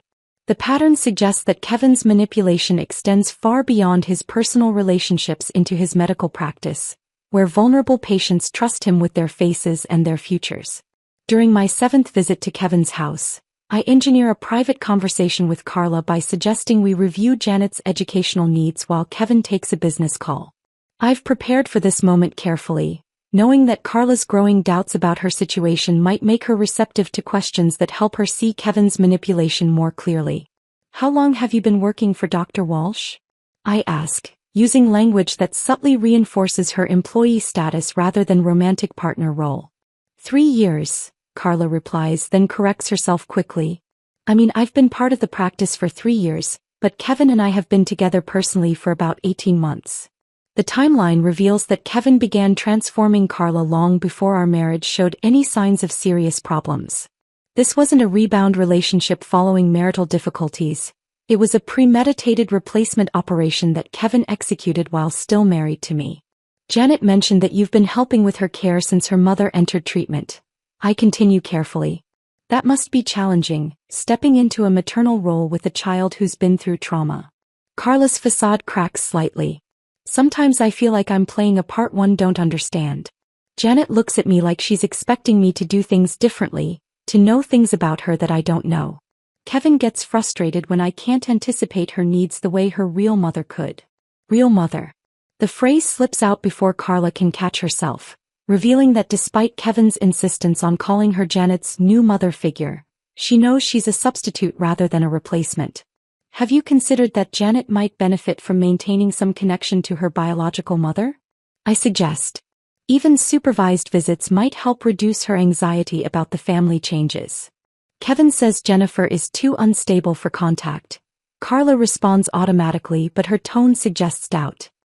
He's shown me examples of her erratic behavior, but sometimes. She trails off, glancing toward the living room where Kevin's voice carries through his phone conversation. Sometimes what? I prompt gently. Sometimes the examples don't match the woman Janet describes when she talks about missing her mommy. Janet's stories make her mother sound loving and creative and fun. But Kevin's evidence makes her sound dangerous and unpredictable. It's hard to understand how the same person could be both. Carla's growing awareness that Kevin's narrative doesn't align with Janet's authentic memories gives me hope that she might be willing to question other aspects of their relationship. If I can help her see the truth about Kevin's manipulation, she could become my most powerful ally in exposing his systematic abuse. That evening I compile my expanding evidence file with renewed determination. Janet's sophisticated documentation of her emotional distress. Kevin's professional decline and surgical errors. Carla's increasing doubt about her role and identity. Staff members' growing concerns about patient safety and Kevin's erratic behavior. Each thread of evidence strengthens the web I'm weaving around Kevin's carefully constructed lies. He's so focused on maintaining control over Janet and Carla that he doesn't notice how his desperation is providing me with exactly the ammunition I need to destroy his credibility and save my daughter. The network of allies I've built through my professional success gives me confidence that when the time comes to reveal my true identity, I'll have the support and credibility necessary to make people listen. Kevin may have won the first battle by turning my maternal instincts against me, but he's about to discover that he's been fighting someone much more dangerous than the submissive wife he thought he'd defeated.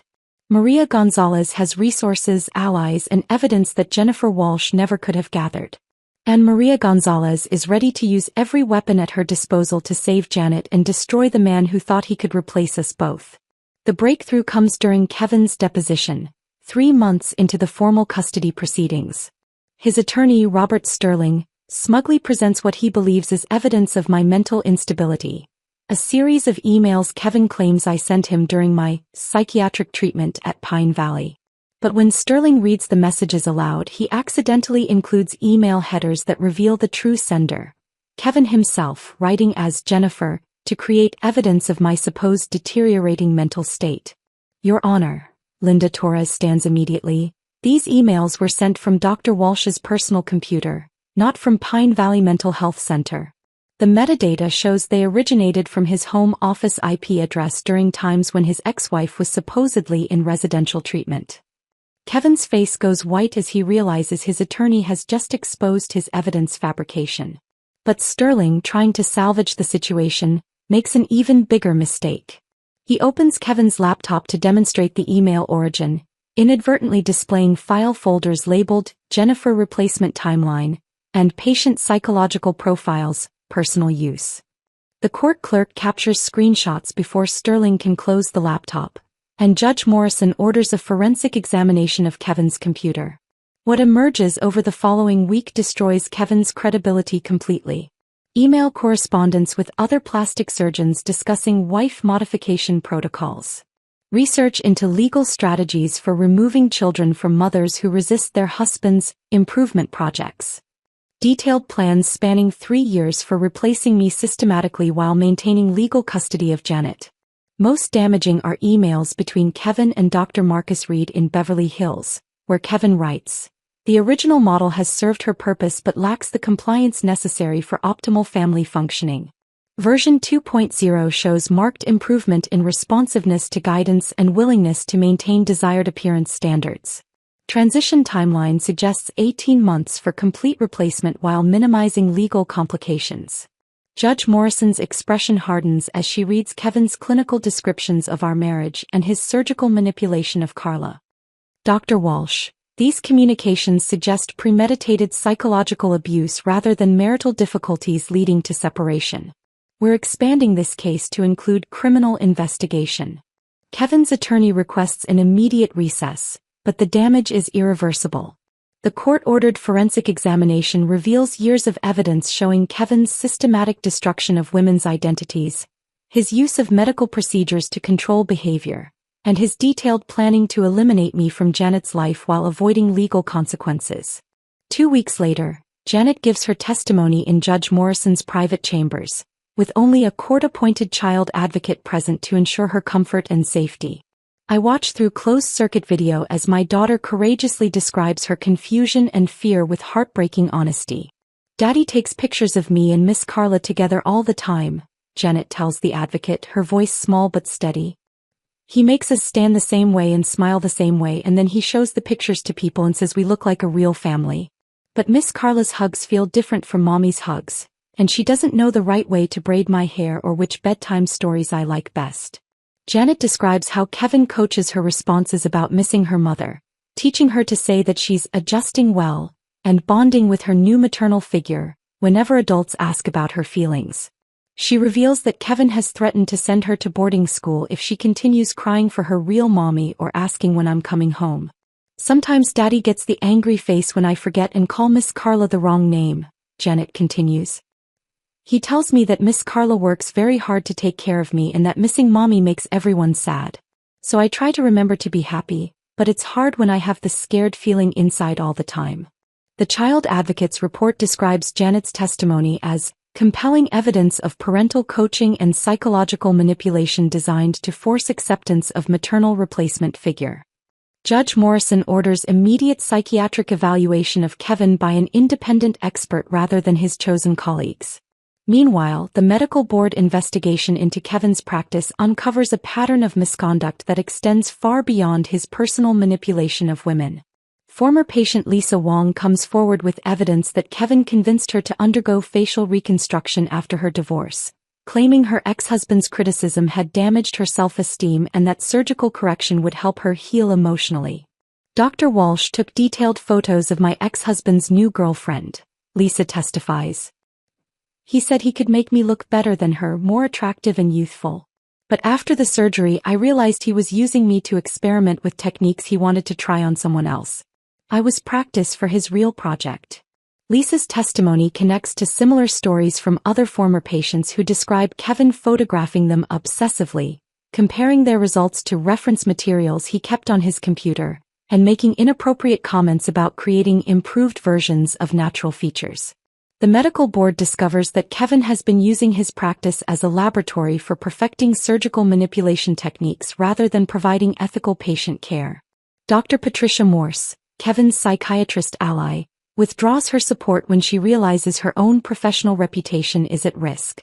During her interview with the medical board, she admits that she never actually examined me but agreed to provide testimony about my mental state based solely on Kevin's descriptions of my behavior.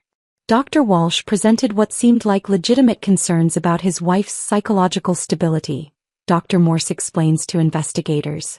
But I'm realizing now that I should have insisted on conducting my own evaluation rather than relying on his clinical observations. Her admission demolishes Kevin's expert testimony foundation and raises questions about how many other professionals he's manipulated into supporting his false narratives about the women in his life. Carla's transformation from accomplice to ally accelerates as she discovers more evidence of Kevin's systematic manipulation. She finds a hidden camera in their bedroom that's been recording their intimate moments, and she realizes Kevin has been documenting her responses to his controlling behavior just as he documented mine. He's been studying me like a lab experiment, Carla tells me during a clandestine meeting at a coffee shop across town. I found notebooks where he rates my compliance on a scale of 1 to 10, compares my reactions to something he calls baseline measurements, and plans modifications to my behavior based on his observations. She provides me with copies of Kevin's notes about her training progress, including detailed records of how he's conditioned her to respond to criticism, accept physical adjustments to her appearance, and suppress any resistance to his control. The documentation reads like a manual for creating the perfect submissive partner through surgical and psychological manipulation. I have recordings too, Carla admits, producing her phone. Kevin doesn't know I started documenting our conversations after I found those files. He said things about planning to eliminate Janet's memories of her real mother, about making me so perfect that no court would choose the damaged original over the enhanced replacement. The recordings are devastating. Kevin's voice discussing Janet like she's a possession to be programmed rather than a child to be loved. His detailed plans for convincing Janet that her memories of me are fantasies created by psychological trauma. His clinical assessment of how long it will take to completely erase my influence from Janet's emotional development. Most damaging is a conversation where Kevin tells Carla, "Children are remarkably adaptable. Within 2 years, Janet won't remember what Jennifer actually looked like. She'll think of you as her real mother and Jennifer as the sick woman who abandoned her." Memory is surprisingly easy to manipulate when you control the narrative. As I prepare for the final custody hearing, my evidence file contains overwhelming proof of Kevin's systematic psychological abuse, medical fraud, and premeditated destruction of our family bonds. But more importantly, I have the professional credibility and expert allies necessary to present this evidence in ways that can't be dismissed or discredited. Kevin has spent 3 years planning to replace me. He never considered that his replacement might be someone far more dangerous than the woman he destroyed. Someone with the knowledge, credentials, and determination to expose his manipulation from the inside of the system he thought he controlled. The truth is finally ready to emerge, and Kevin's perfectly orchestrated plan is about to become his complete destruction. The final custody hearing takes place on a crisp October morning, exactly 1 year after Kevin served me with divorce papers at Janet's school. I enter the courtroom as Maria Gonzalez, carrying a briefcase filled with evidence that will destroy the man who thought he could erase me from existence. Kevin sits at the defendant's table with his new attorney. Robert Sterling withdrew from the case after the deposition disaster revealed his client's evidence fabrication. Kevin's replacement lawyer, James Murphy, looks overwhelmed by the mountain of evidence against his client and the growing list of criminal charges being prepared by the district attorney's office. Your Honor, Linda Torres begins her opening statement. The evidence will show that Dr. Kevin Walsh has engaged in systematic psychological abuse, medical fraud, and deliberate destruction of family bonds through surgical manipulation of multiple women over a period of several years. The prosecution presents Kevin's own emails describing his wife replacement protocol, and his clinical notes treating women like experimental subjects rather than human beings. The courtroom gasps audibly when Linda reads Kevin's message to Dr. Reed. Subject C shows optimal compliance following final modifications. Original model elimination proceeding on schedule. Child adaptation therapy yielding desired results. Judge Morrison's expression grows increasingly stern as she reviews the forensic evidence from Kevin's computer. Dr. Walsh, these communications suggest premeditated psychological abuse and conspiracy to manipulate custody proceedings through fabricated evidence. This court takes such allegations extremely seriously. Kevin's medical license suspension becomes permanent when 3 more former patients testify about unnecessary procedures he performed while documenting their transformations for his personal collection. Mrs. Helen Carter describes how Kevin convinced her that facial reconstruction would help her recover from her husband's death, then photographed her obsessively and made inappropriate comments about perfecting the grieving widow aesthetic. Dr. Walsh told me I was his masterpiece, Mrs. Carter testifies, tears streaming down her surgically altered face. He said he'd created the perfect version of feminine sorrow. I didn't understand what he meant until I saw other women in his waiting room who all had similar modifications, like he was collecting different variations of the same theme.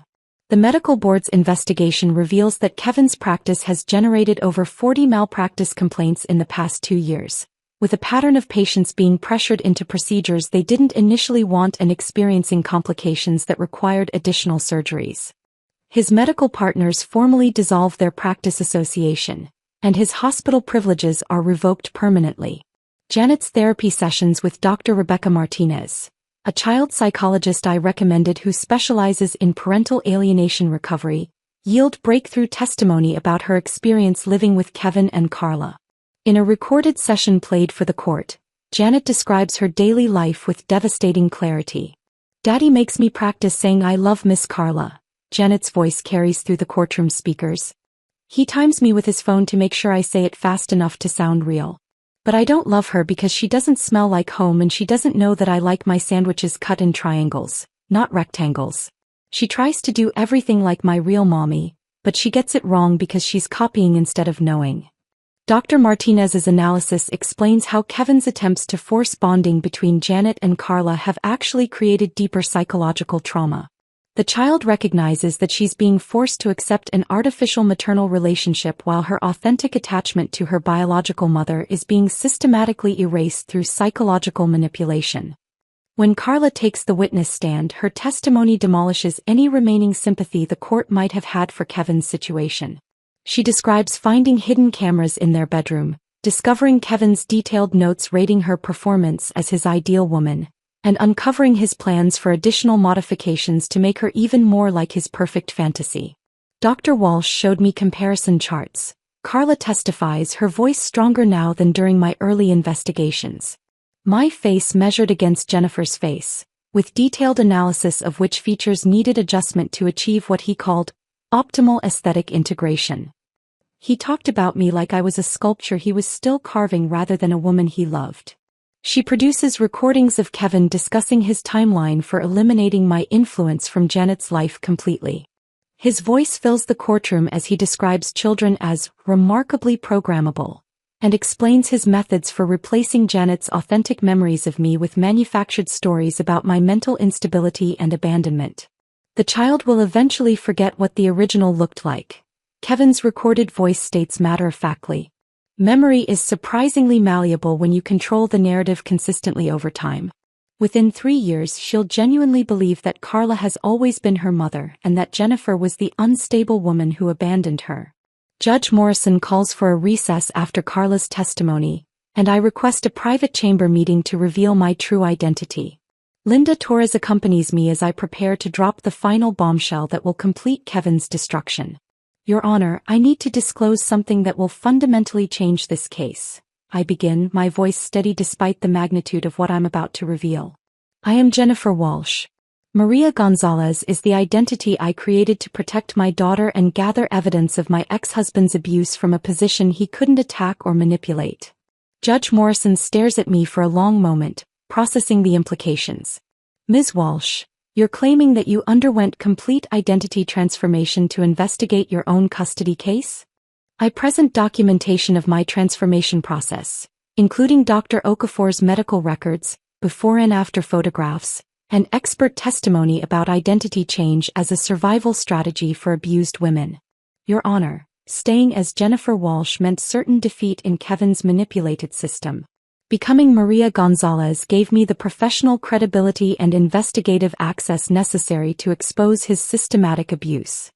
Linda Torres presents character witnesses who testify to my competence and stability as Maria Gonzalez. Colleagues from Child Protective Services describe my exceptional work with other families, my specialized knowledge of professional manipulation tactics, and my unwavering commitment to child welfare. Judge Morrison reviews my professional accomplishments, including successful custody cases where I've protected children from manipulative parents. The evidence shows that far from indicating mental instability, Ms. Walsh's identity transformation demonstrates extraordinary planning, intelligence, and determination to protect her child, Judge Morrison states. Her success as Maria Gonzalez proves her psychological stability and professional competence. Kevin's final attorney makes a desperate attempt to portray my transformation as evidence of delusional behavior, but the argument collapses under the weight of my professional achievements and the systematic evidence I've gathered against Kevin's manipulation. When court reconvenes for the final ruling, Janet sits in the gallery with Dr. Martinez, unaware that the social worker who's been helping her is actually her transformed mother. Judge Morrison announces her decision with firm authority. Dr. Kevin Walsh is hereby stripped of all custody rights and parental privileges. The evidence demonstrates systematic psychological abuse, medical fraud, and deliberate manipulation of family court proceedings. Full custody is awarded to Jennifer Walsh, with supervised visitation only after completion of mandatory psychological treatment and anger management programs. Kevin's face crumbles as he realizes his perfect plan has backfired completely. The man who thought he could control women through surgical manipulation has been defeated by a woman who used his own tools against him. After the hearing, I kneel down in the courthouse hallway and tell Janet the truth about who I really am. My daughter studies my transformed face with the serious expression of a child who's learned to question everything, then reaches up to trace my new features with gentle fingers. You became someone strong enough to save me, she says simply. Like the princess in our bedtime stories who changes herself into a dragon to protect her kingdom. Janet understands what many adults cannot. That love sometimes requires transformation, that protection sometimes demands sacrifice, and that mothers will become anything necessary to save their children from harm. Kevin walks past us in handcuffs as police escort him from the courthouse to face criminal charges. He doesn't recognize the woman kneeling beside his daughter, doesn't realize that his greatest victory has become his complete destruction. 3 months later, Janet and I start our new life together. I maintain my identity as Maria Gonzalez professionally while slowly adjusting my appearance to honor both who I was and who I've become. Janet calls me Mommy Maria, sometimes, acknowledging both my original identity and my transformation. I like that you're still my mommy but also someone new, she tells me as we plant flowers in the garden of our apartment. A fresh start far from Kevin's controlled environment. It means we can have adventures together that we never had before. Kevin lost more than custody in his war against our family. He lost his medical license, his practice, his freedom, and his ability to manipulate anyone ever again. But Janet and I gained something precious. Proof that authentic love survives any transformation, and that sometimes the only way to save what matters most is to become someone your enemy never saw coming. If this story of a mother's fierce revenge had you on the edge of your seat, hit that like button right now. My favorite part was when Jennifer revealed her true identity as Maria Gonzalez in the courtroom, turning Kevin's manipulation against him. What was your favorite moment? Drop it in the comments below. Don't miss more thrilling stories like this. Subscribe and hit that notification bell so you never miss an upload. I'm Amber Wilson, 26 years old, and I've always believed family meant fairness and love. Last Christmas changed everything. Standing in my parents' driveway, watching snowflakes settle on my sister Heather's brand new BMW, while my 12-year-old Honda sputtered in the background, was a moment I'll never forget. The $45,000 car gleamed with its giant red bow while my empty hands grew cold in my pockets. Somehow, I managed to smile through the family photos, but inside, something was breaking. Before I tell you what happened next, let me know where you're watching from in the comments, and don't forget to like and subscribe to hear more stories about family dynamics that shaped who I am today. Life had never been easy for me, but I'd always taken pride in making my own way. As an assistant manager at Cornerstone Marketing, I worked 50-hour weeks trying to prove myself worthy of the full manager position. My small one-bedroom apartment in the less desirable part of town wasn't glamorous, but it was mine, paid for with my own hard-earned money. Every month, I diligently sent $400 toward my student loans, still $32,000 to go after 5 years of payments. The finance degree had been worth it, but the debt was a constant weight on my shoulders. My car situation had become increasingly problematic. The 2011 Honda Civic had served me well through college and my early career, but at 175,000 miles, it was showing its age. The transmission had been slipping for months, the air conditioning had stopped working last summer, and the check engine light had become a permanent fixture on my dashboard. Just 3 weeks before Christmas, I'd been stranded on the highway when the car suddenly died during my commute home. The $800 repair bill had decimated my modest savings. During our weekly Sunday phone call after that incident, I'd mentioned the car troubles to my parents. "That sounds rough, honey," my mom Karen had said, her voice sympathetic but distracted. "Have you thought about looking for something newer?" "I've been saving," I replied, "but between the student loans and rent, it's slow going." My dad Thomas had gotten on the line then. "Well, Christmas is coming up. Maybe Santa will be good to you this year," he'd said with a chuckle. It wasn't a promise, but it had given me hope. My family had always been comfortable financially. Dad was a successful architect with his own small firm, and Mom worked as a pharmaceutical sales representative. They lived in the same 4-bedroom colonial in an upscale suburb where I'd grown up. They weren't wealthy, but they had always been generous, especially with my younger sister. Heather was the baby of the family at 22, still in her final year at the State University studying fashion design. She'd always been the favored child, though my parents would vehemently deny it if confronted. It started in subtle ways. She got the bigger bedroom, her artwork dominated the refrigerator, and her activities always seemed to take precedence over mine on the family calendar. As we grew older, the disparity became more noticeable. When I turned 16, I received driving lessons and access to the family's old minivan. When Heather turned 16, she got a new Volkswagen Beetle. When I graduated high school with honors, I received a laptop for college. When Heather graduated with a B average, she got a laptop plus a trip to Paris for fashion inspiration. I never complained. I understood that circumstances change, and perhaps my parents were in a better financial position when Heather reached these milestones. The pattern continued through our adult years. Last Christmas, I had received a nice sweater and a $100 gift card to Amazon. Heather had received a diamond bracelet and a weekend spa package. Again, I said nothing. I was an adult with a career, while Heather was still a student. It made sense that they would support her more. But this year felt different. My car was literally falling apart. I had mentioned it repeatedly during our Thanksgiving visit, even showing Dad the mechanic's assessment of all the work that needed to be done. "This thing is on its last legs," he had agreed, peering under the hood. "Probably not worth putting much more money into it." "I know," I'd said, trying to sound casual. "I'm just not sure what to do. The used car market is so expensive right now." He had patted my shoulder. "Christmas is coming up. Let's see what happens." That conversation had replayed in my mind repeatedly as December progressed. Was he hinting at a substantial Christmas gift? Perhaps some help with a down payment on a reliable used car? I didn't expect a brand new vehicle. That would be excessive, but maybe some financial assistance toward solving my transportation problem. My best friend Julia had cautioned me against getting my hopes up when I called her the night before driving to my parents' house for the holidays. Your parents have always favored Heather, she reminded me gently. I just don't want you to be disappointed. I know, but Dad practically hinted at it, I insisted. And they know how badly I need a car.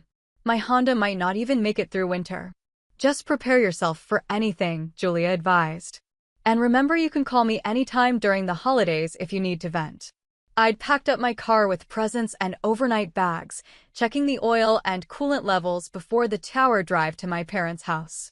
The Honda made an ominous rattling noise the entire journey, but it got me there on Christmas Eve.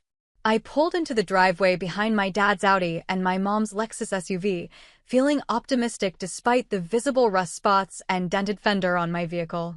The house looked like something from a Christmas card. White lights outlining the roof, a wreath on the door, and a glimpse of the massive tree through the front window. For a moment, I felt like a child again, filled with that magical Christmas anticipation. This was going to be a good holiday. I could feel it. Christmas morning dawned bright and clear, sunlight reflecting off fresh snow that had fallen overnight. The familiar smell of my mom's cinnamon rolls and coffee wafted up to my childhood bedroom, now converted to a guest room but still painted in the soft blue I'd chosen as a teenager. For a moment, I lay there soaking in the comfort of being home before heading downstairs to join the family. "Merry Christmas, sweetheart," Mom exclaimed, already dressed in a festive red sweater, her blonde hair perfectly styled despite the early hour. She handed me a mug of coffee, prepared just how I liked it, 1 sugar, splash of cream. "The cinnamon rolls smell amazing," I said, giving her a hug. Dad looked up from his newspaper, eyes crinkling as he smiled. "There she is. We thought you might sleep till noon. And miss Christmas morning?" "Never," I replied, taking a seat at the kitchen island. Heather bounced into the kitchen last, still in pajamas, her dark hair pulled into a messy bun. "Merry Christmas. Can we open presents after breakfast?" "I can't wait anymore." Mom laughed. "Just like when you were little. Some things never change." Breakfast was a leisurely affair, filled with family stories and laughter. I savored every bite of the cinnamon rolls, a family recipe passed down from my grandmother, and tried to stay present in the moment rather than wondering about what gifts awaited under the tree. When we finally moved to the living room, the Christmas tree was a spectacle of twinkling lights and ornaments, many of them handmade by Heather and me throughout our childhood. Presents in various shapes and sizes were arranged underneath, wrapped in coordinating papers and ribbons, my mother's touch. Dad played Santa as he always did, distributing gifts one by one so everyone could watch each person's reaction.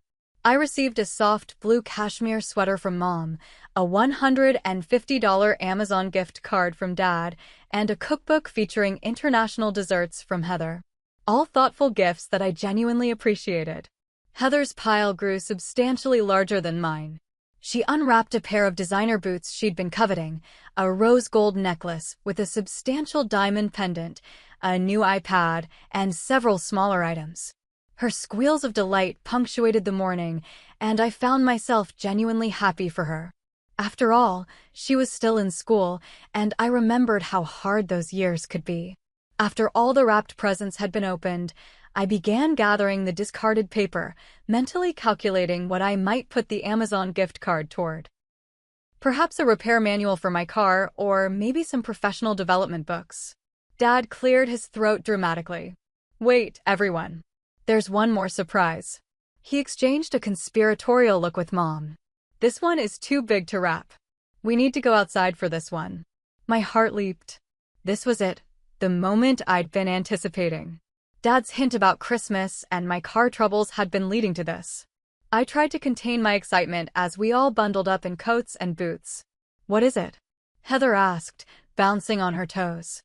"You'll see," Mom replied, her phone already out, presumably to record the reaction. We filed out the front door, and there in the driveway sat a brand new BMW 3 Series sedan, metallic blue, with a massive red bow on the roof. It gleamed in the winter sunlight, not a scratch or smudge to be seen. I estimated it must have cost at least $45,000. For a moment, I stood frozen, waiting for someone to look at me, to say my name. But then Dad reached into his pocket and pulled out a key fob. "Heather," he announced with a broad smile, "Merry Christmas, sweetheart."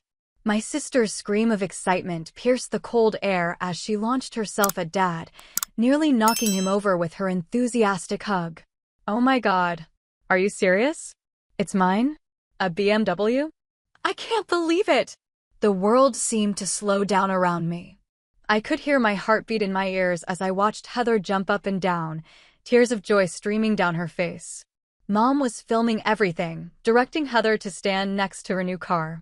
Dad was pointing out features through the window: leather seats, navigation system, premium sound. And there I stood, completely forgotten in the commotion, the same broken-down Honda that had barely made it home for Christmas sitting just behind the gleaming new BMW. "This is the best Christmas ever," Heather exclaimed, opening the driver's door to sit inside.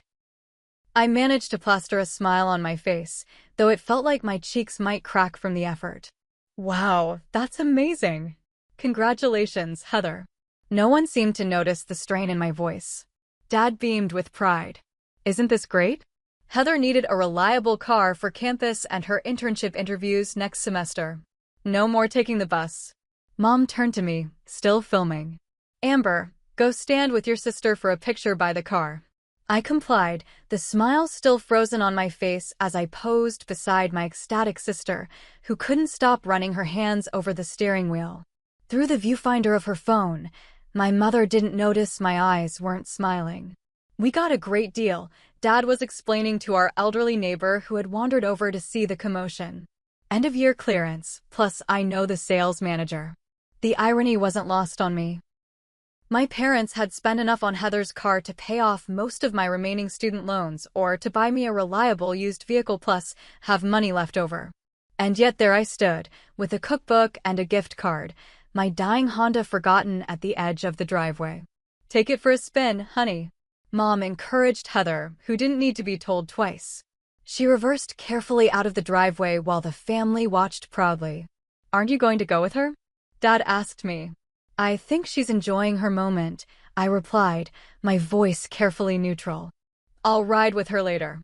As we headed back inside, not a single family member mentioned my car situation or acknowledged the stark contrast between the gifts Heather and I had received.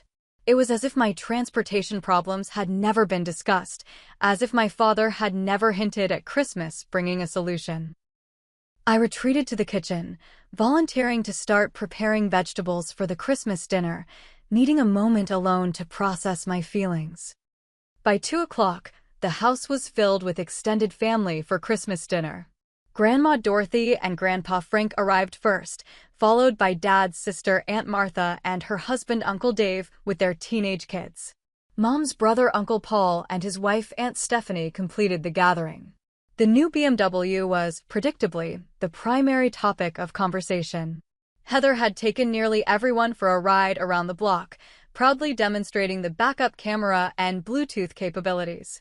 I busied myself in the kitchen, helping Mom with final dinner preparations while making small talk with relatives.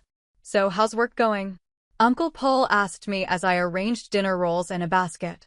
"It's good," I replied. "I'm hoping for a promotion to full manager next year." "That's my ambitious niece," he said with approval. Always the career woman. Aunt Martha joined us, wine glass in hand. "Amber, I noticed you're still driving the Honda. Is it holding up okay? Those older models can be so reliable." I froze momentarily, my hand hovering over the bread basket. "It's having some issues, actually. The transmission is going, and there are some engine problems." "Oh dear," she said, frowning. "That's expensive to fix. Are you looking at replacing it?" Before I could answer, Mom interjected from across the kitchen. "Dinner's ready. Everyone to the dining room, please." I caught Aunt Martha giving Mom a questioning look, but nothing more was said as we all moved to take our seats around the extended dining table. Dinner was a lavish affair: turkey, ham, mashed potatoes, 3 different vegetable sides, homemade rolls, and cranberry sauce. Dad carved the turkey while everyone chatted about holiday plans and caught up on family news.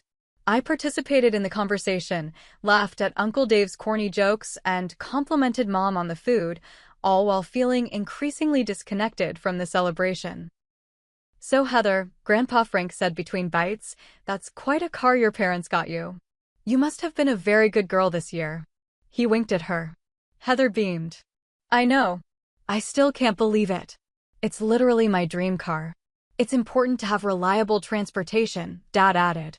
"Especially with Heather starting her internship at that fashion magazine downtown next semester." "What about you, Amber?" Grandma Dorothy asked quietly from beside me. "Did you get everything you wanted for Christmas?" I felt several pairs of eyes turn toward me. "The sweater from Mom is perfect for work, and I've been wanting this cookbook for a while," I answered diplomatically. Grandma Dorothy's eyes held mine for a moment too long. She had always been perceptive. "And the gift card will come in handy," I added quickly, breaking eye contact to reach for the gravy.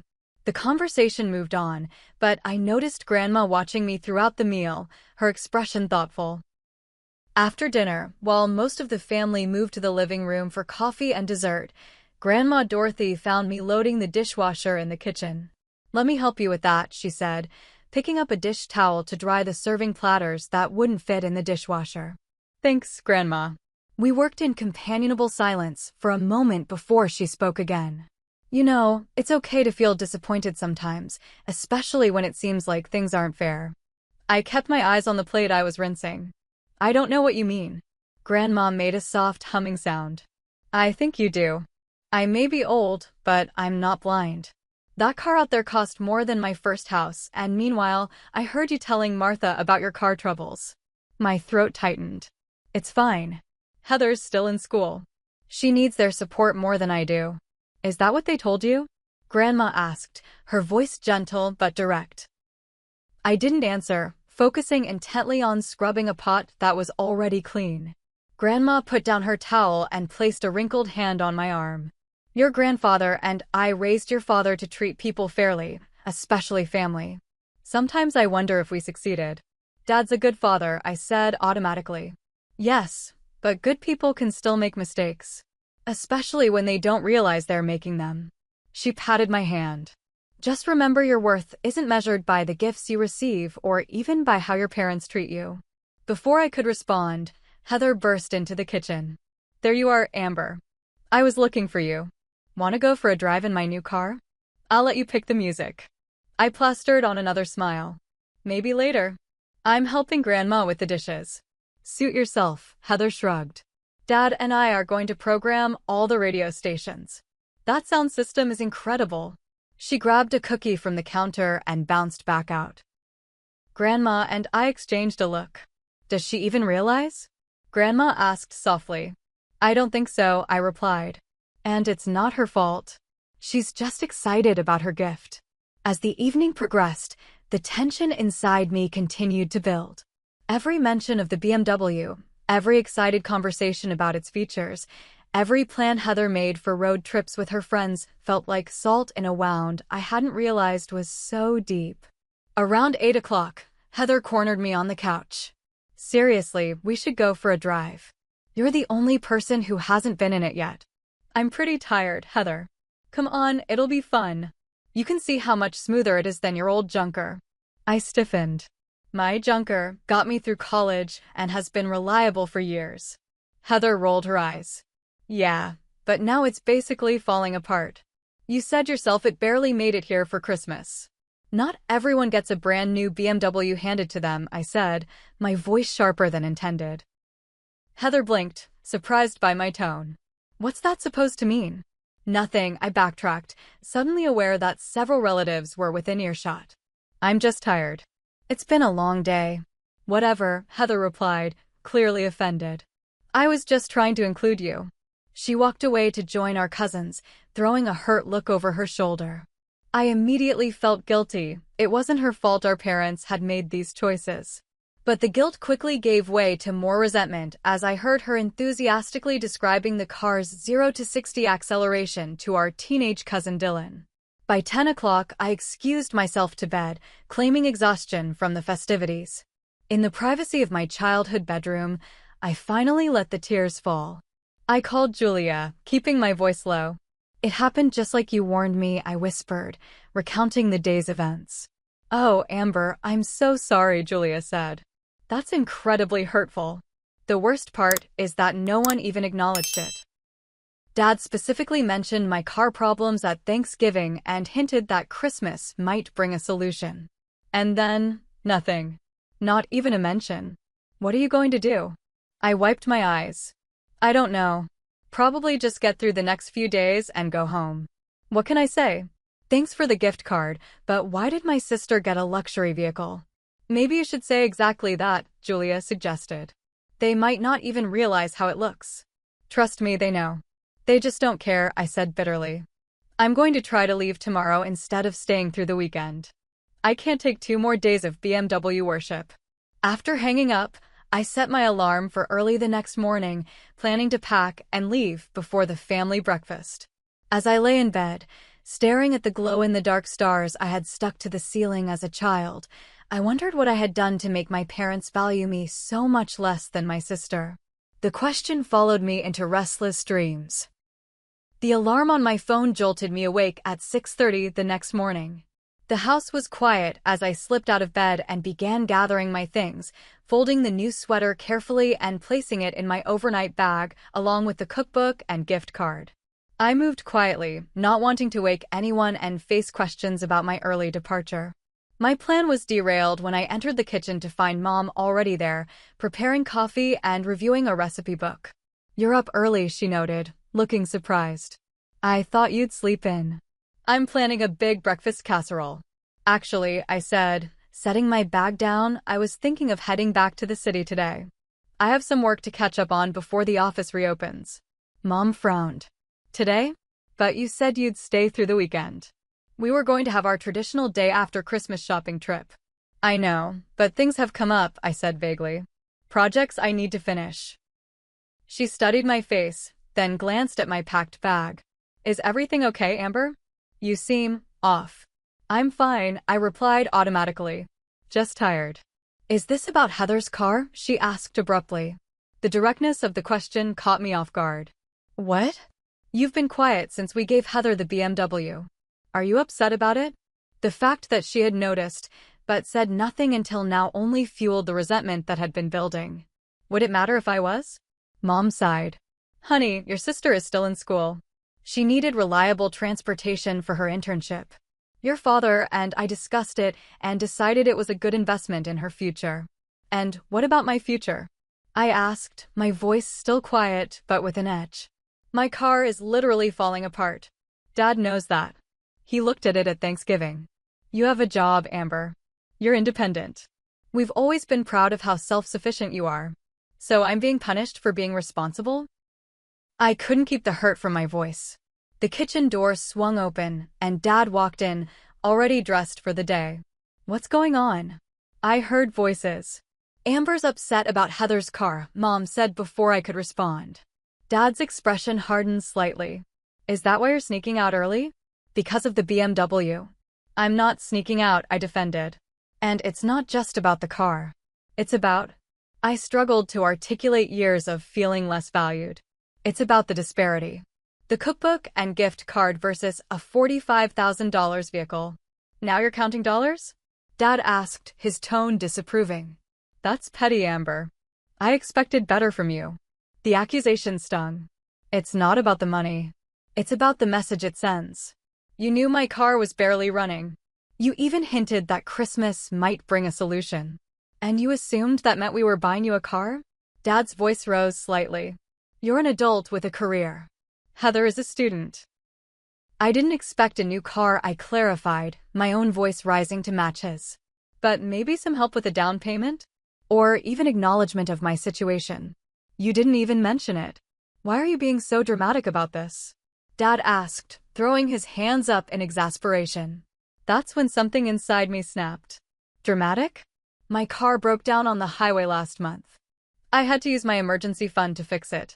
I mentioned this to both of you multiple times. And then I come home to watch you give my sister a luxury vehicle while I get a cookbook and a gift card that wouldn't even cover one car payment on that BMW.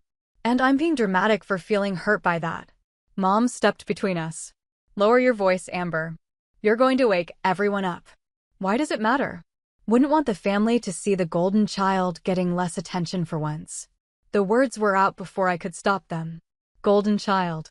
Mom repeated, looking genuinely confused. What are you talking about? Heather. Your favorite. The one who always gets the best of everything. That's ridiculous, Dad scoffed. We don't have favorites. Really? I challenged. Bigger bedroom growing up.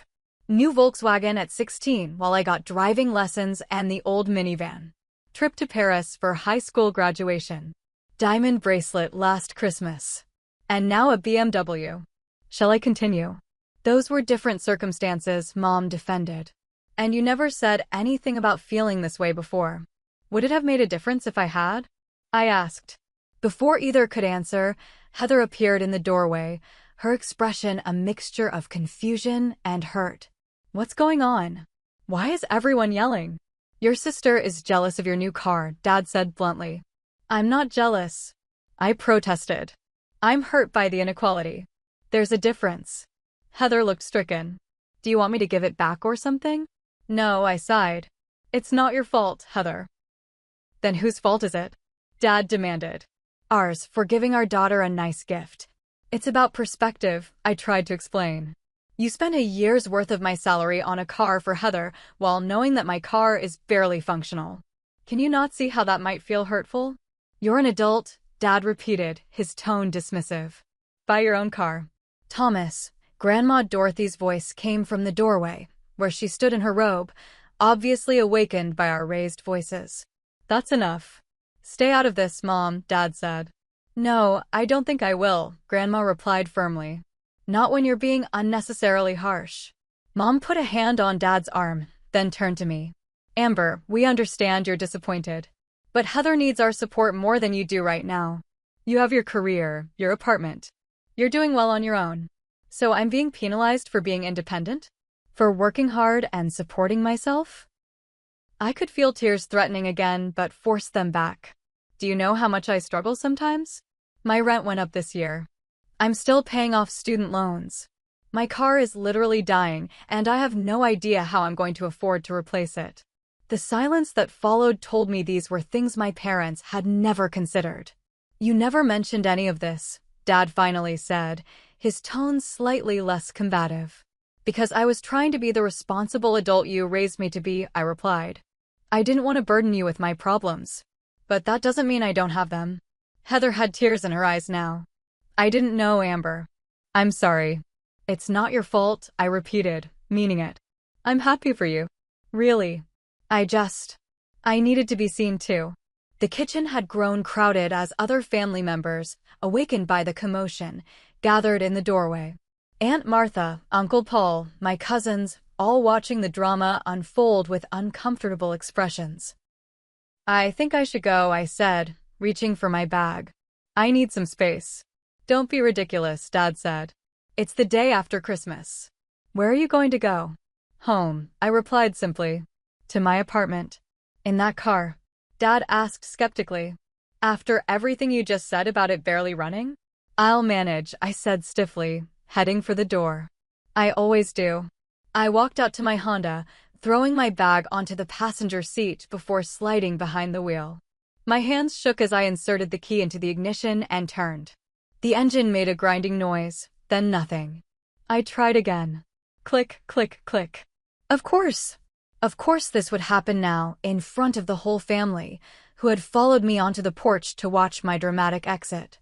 I closed my eyes and rested my forehead against the steering wheel, humiliation complete. I sat there for what felt like an eternity, unable to face getting out of the car and admitting defeat. The cold seeped through my coat as I stared at the useless key in the ignition, tears finally spilling over. A gentle tap on the window startled me. I looked up to see Grandma Dorothy bundled in her coat, concern written across her face. Reluctantly, I opened the door. It won't start, I said unnecessarily. Grandma nodded. I guessed as much. Come back inside, dear. It's freezing out here. I can't go back in there right now.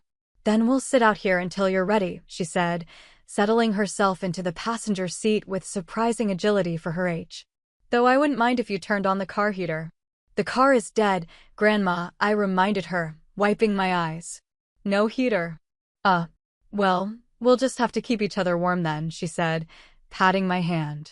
Now, tell me what's really going on. This isn't just about a car, is it? Grandma Dorothy sat beside me in my dead car, seemingly unbothered by the cold or the awkwardness of the situation. Through the windshield, I could see my family had retreated inside, giving us privacy, or perhaps simply escaping the winter chill. I feel so stupid, I admitted, staring at my hands in my lap. Having a meltdown over Christmas gifts at my age. It's not about the gifts, Grandma said wisely. It's about feeling valued. Seen. I looked at her in surprise. Yes, exactly. She nodded. You know, your father was the oldest of 3. I know, I said, unsure where she was going with this. What you might not know is that he often felt the way you do now. His brother got a car for graduation. Your father got a watch. His sister got a lavish Sweet 16 party. Your father's birthday was a small family dinner. I stared at her. Dad felt overlooked? Very much so, Grandma confirmed. Your grandfather and I thought we were doing the right thing. Thomas was so responsible, so capable. We believed he didn't need as much from us as his siblings did. She sighed. We were wrong, of course. Everyone needs to feel special, valued. Then how can he do the same thing to me? I asked, bewildered. Because sometimes we repeat patterns without realizing it, she explained. Your father probably doesn't even see the parallel. We sat in silence for a moment, watching our breath form small clouds in the cold car. What did Dad do about feeling overlooked? I finally asked.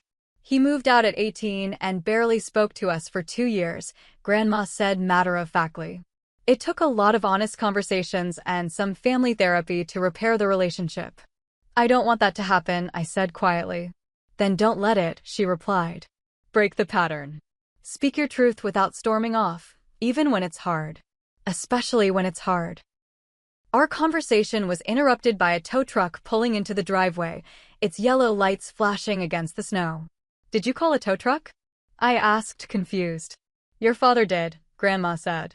While we've been talking. A young man in coveralls approached the car. Amber Wilson, he asked through my open door. That's me. I'm Brandon from Mike's Auto Service. Your dad called about a car that won't start. Yes, that's this one, I confirmed, getting out to give him access. Brandon assessed the situation quickly, checking under the hood and attempting to start the engine himself. Bad news, he said after a few minutes. Your alternator is shot, and there's a problem with the starter too. From what I can see, there are multiple issues that need addressing. How much would it cost to fix? I asked, dreading the answer. Brandon gave me a sympathetic look. For a car this age with these issues? Probably more than it's worth, honestly. Looking at $1,500 minimum, and that's just to get it running again. Doesn't address the transmission issues you mentioned or any other problems that might come up. Grandma Dorothy, who had joined us outside the car, spoke up. I'll pay for the repairs, Amber. No, Grandma, I said firmly. That's very generous, but no. I need to solve this myself. There's nothing wrong with accepting help, she pointed out. I know, I agreed. But in this case, I think I need to handle it on my own. It's not just about the car anymore. She studied my face, then nodded in understanding. That's your choice to make. I respect it. Brandon, the tow truck driver, had been discreetly adjusting his equipment during our exchange. So, where am I taking the vehicle? Back to the city with you, or to a local shop? I glanced back at the house, where I could see faces peeking through the windows. To Mike's Auto Service for an official assessment, please. I'll arrange transportation back to the city. As Brandon hooked up my car to the tow truck, Grandma put her arm around my shoulders. You're making a statement, aren't you? I guess I am, I admitted. I'm not going to blow up the relationship with my family. But I'm also not going to pretend everything is fine when it isn't. That's a mature decision, she approved. Setting boundaries doesn't mean cutting people off. It means teaching them how to treat you properly. The tow truck was ready to go. I hugged Grandma tightly. Thank you for understanding. I've had many more years than you to figure these things out, she said with a small smile. Now, are you coming back inside to talk to your parents, or would you like me to drive you somewhere? I looked at the house again, considering my options. I think I need a little more time. Is there a coffee shop in town where I could sit for a while? I'll do one better, Grandma said. I'll drive you to Mike's auto service. You can talk directly with the mechanic, then decide your next steps. I nodded gratefully, and we walked to her sensible Subaru parked at the curb. As we pulled away, I saw my mother step onto the porch, watching us leave. I raised my hand in a small wave, not a goodbye, but an acknowledgement. She returned the gesture hesitantly. At the mechanic's shop, Brandon had already briefed the service manager about my car's condition. The official assessment was even worse than his initial take. The Honda needed extensive repairs that would cost nearly $2,800. The transmission is going, the mechanic explained. And there are engine issues that will only get worse. Plus, the electrical system is showing its age. Honestly, with a vehicle this old and with this many miles, you're better off looking for a replacement. I thanked him for his honesty and stepped outside to call Julia. I need a favor, I said when she answered. Can you pick me up from my parents' town? I'm stranded. Your car died, she asked. What happened with your family? It's a long story, I sighed. One I'd rather tell you in person. Text me the address, Julia said without hesitation. I'll be there in 2 hours. After hanging up, I turned to Grandma. My friend is coming to get me. You don't have to wait. I don't mind, she insisted. Let's get some lunch while you wait. There's a decent diner across the street. Over sandwiches and coffee, I filled Grandma in on more details about my financial situation, the student loans, the rising rent, the stagnant salary that barely kept pace with inflation. Have you considered looking for a better paying position? She asked. I've been at Cornerstone for 3 years, I explained. I'm due for a promotion soon, which would come with a significant raise. If I leave now, I'd be starting over somewhere else. Sometimes starting over isn't a bad thing, Grandma observed. But I understand wanting to see things through. She reached into her purse and pulled out a checkbook. I want you to have this, she said, writing out a check and sliding it across the table. I looked down at the amount, $5,000, and shook my head. Grandma, I can't accept this. You can and you will, she said firmly. Consider it compensation for all the birthdays and Christmases where things weren't equal. Or consider it a loan if that makes you feel better. But take it. I hesitated, my pride warring with practicality. I'll pay you back, I finally said, accepting the check. With interest. We'll discuss terms later, she said with a smile. Now, tell me about this promotion you're working toward. By the time Julia arrived in her reliable Toyota, Grandma and I had spent nearly 2 hours talking, not just about my career and finances, but about her life, her marriage to Grandpa Frank, and the wisdom she had accumulated over her 78 years. As we said goodbye in the parking lot, she held me close. Remember, standing up for yourself isn't selfish. It's necessary. Thank you for everything today, I said, fighting tears again. That's what grandmothers are for, she replied. Now, call me when you get home safely. And let me know what you decide about your car situation. As Julia and I drove away, I looked back to see Grandma standing tall despite her years, raising her hand in farewell. Something had shifted inside me.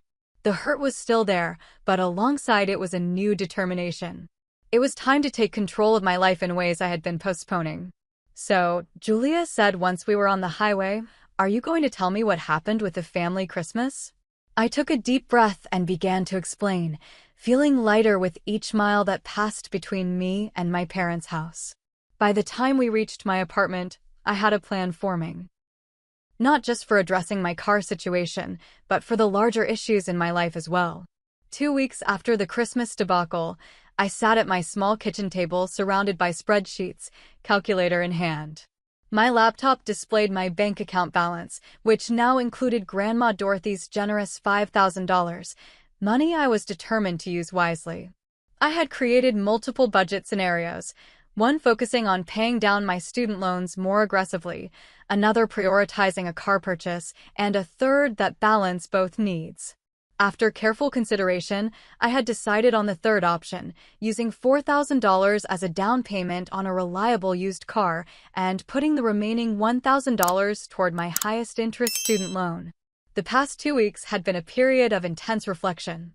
I had received several text messages from my mother, mostly surface-level check-ins that carefully avoided any mention of the Christmas morning argument. Dad had called once, leaving a voicemail that sounded more annoyed than concerned. Heather had texted several times, her messages a mixture of apologies and attempts at normal sisterly conversation. I had responded politely to all of them but maintained emotional distance as I sorted through my feelings and priorities. The only family member I had spoken to at length was Grandma Dorothy, who called every few days to check on my progress. Monday morning brought a new opportunity at work. I had scheduled a meeting with my boss, Derek, to discuss my career trajectory at Cornerstone Marketing. "You wanted to see me?" Derek asked, settling into the chair across from my desk. "Yes," I said, more confidently than I felt. "I wanted to talk about my future with the company." Derek raised an eyebrow. "Sounds serious. You're not leaving us, are you?" "That depends," I replied. "I've been assistant manager for nearly 2 years now. I believe I've demonstrated my value to the team and the clients. I'd like to discuss the timeline for advancement to the manager position." Derek leaned back, studying me. "I'll be honest, Amber. We were planning to review your position in the summer, maybe look at a promotion then." 6 months from now, I noted. "And what would that promotion entail?" "The usual. More responsibility, title change, modest salary increase." "Define modest," I pressed, surprising myself with my directness. Derek looked slightly taken aback but answered, "Probably in the 5 to 7% range." I had done my research. The industry's standard for a promotion from assistant manager to manager is 10 to 15%, particularly when taking on client management responsibilities. "Where did you hear that?" he asked.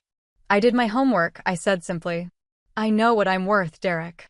And I'm ready for more responsibility now, not in 6 months." There was a moment of silence as we regarded each other across the desk. "What exactly are you proposing?" he finally asked. I outlined my vision, taking over management of the Parker account, our second largest client, but one that had been somewhat neglected recently. I presented a preliminary strategy for reinvigorating the relationship and expanding our services to them. "I've already drafted some ideas," I said, sliding a folder across the desk. "I believe I could increase their annual spending with us by at least 20% within 6 months. Derek flipped through the documents, his expression shifting from skepticism to interest.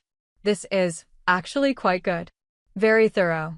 I know the Parker brand inside and out," I stated. "I've been doing most of the work on their account anyway. It makes sense to formalize the relationship." After further discussion, Derek made a decision. "Let's do a trial. You take point on Parker for the next 3 months. If you can show measurable improvement in the relationship and begin to implement these strategies, we'll revisit the promotion conversation in April rather than summer. And I'll advocate for the higher end of the salary increase range." It wasn't everything I wanted, but it was progress. "Thank you. I appreciate the opportunity to prove myself." "Don't thank me yet," Derek warned.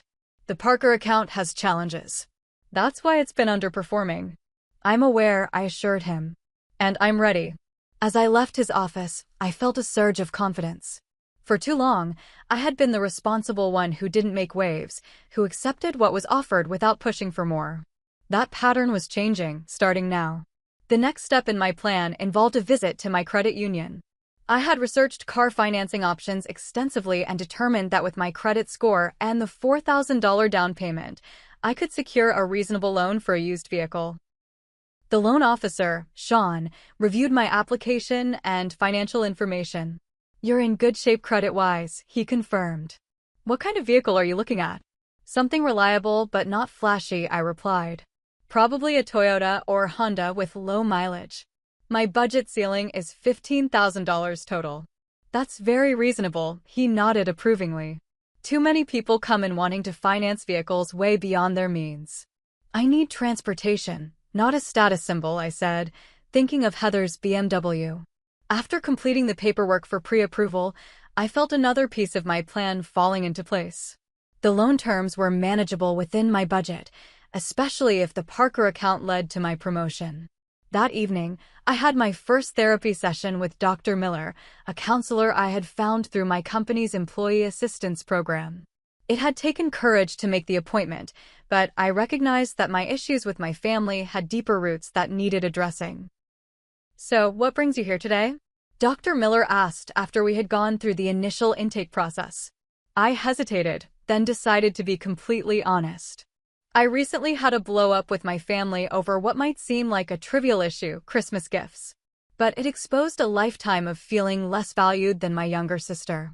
Dr. Miller nodded encouragingly. Often, what appears trivial on the surface has much deeper significance. Over the next hour, I described the Christmas morning scene, the history of disparate treatment, and my conflicted feelings about asserting my needs versus maintaining family harmony. "It sounds like you've spent much of your life seeking validation from your parents," Dr. Miller observed. "Working hard, being responsible, not making waves, all in hopes that they would finally see and appreciate you." The accuracy of her assessment brought unexpected tears to my eyes. Yes, and no matter what I achieve, it's never quite enough. "What if," she suggested gently, "you stopped seeking their validation altogether?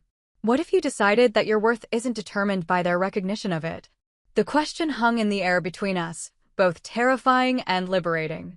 "I'm not sure I know how to do that," I admitted. "That's what we'll work on," she assured me. "It's a process, not an overnight change." As I left the therapy session, my phone buzzed with a text from Mom, just checking in.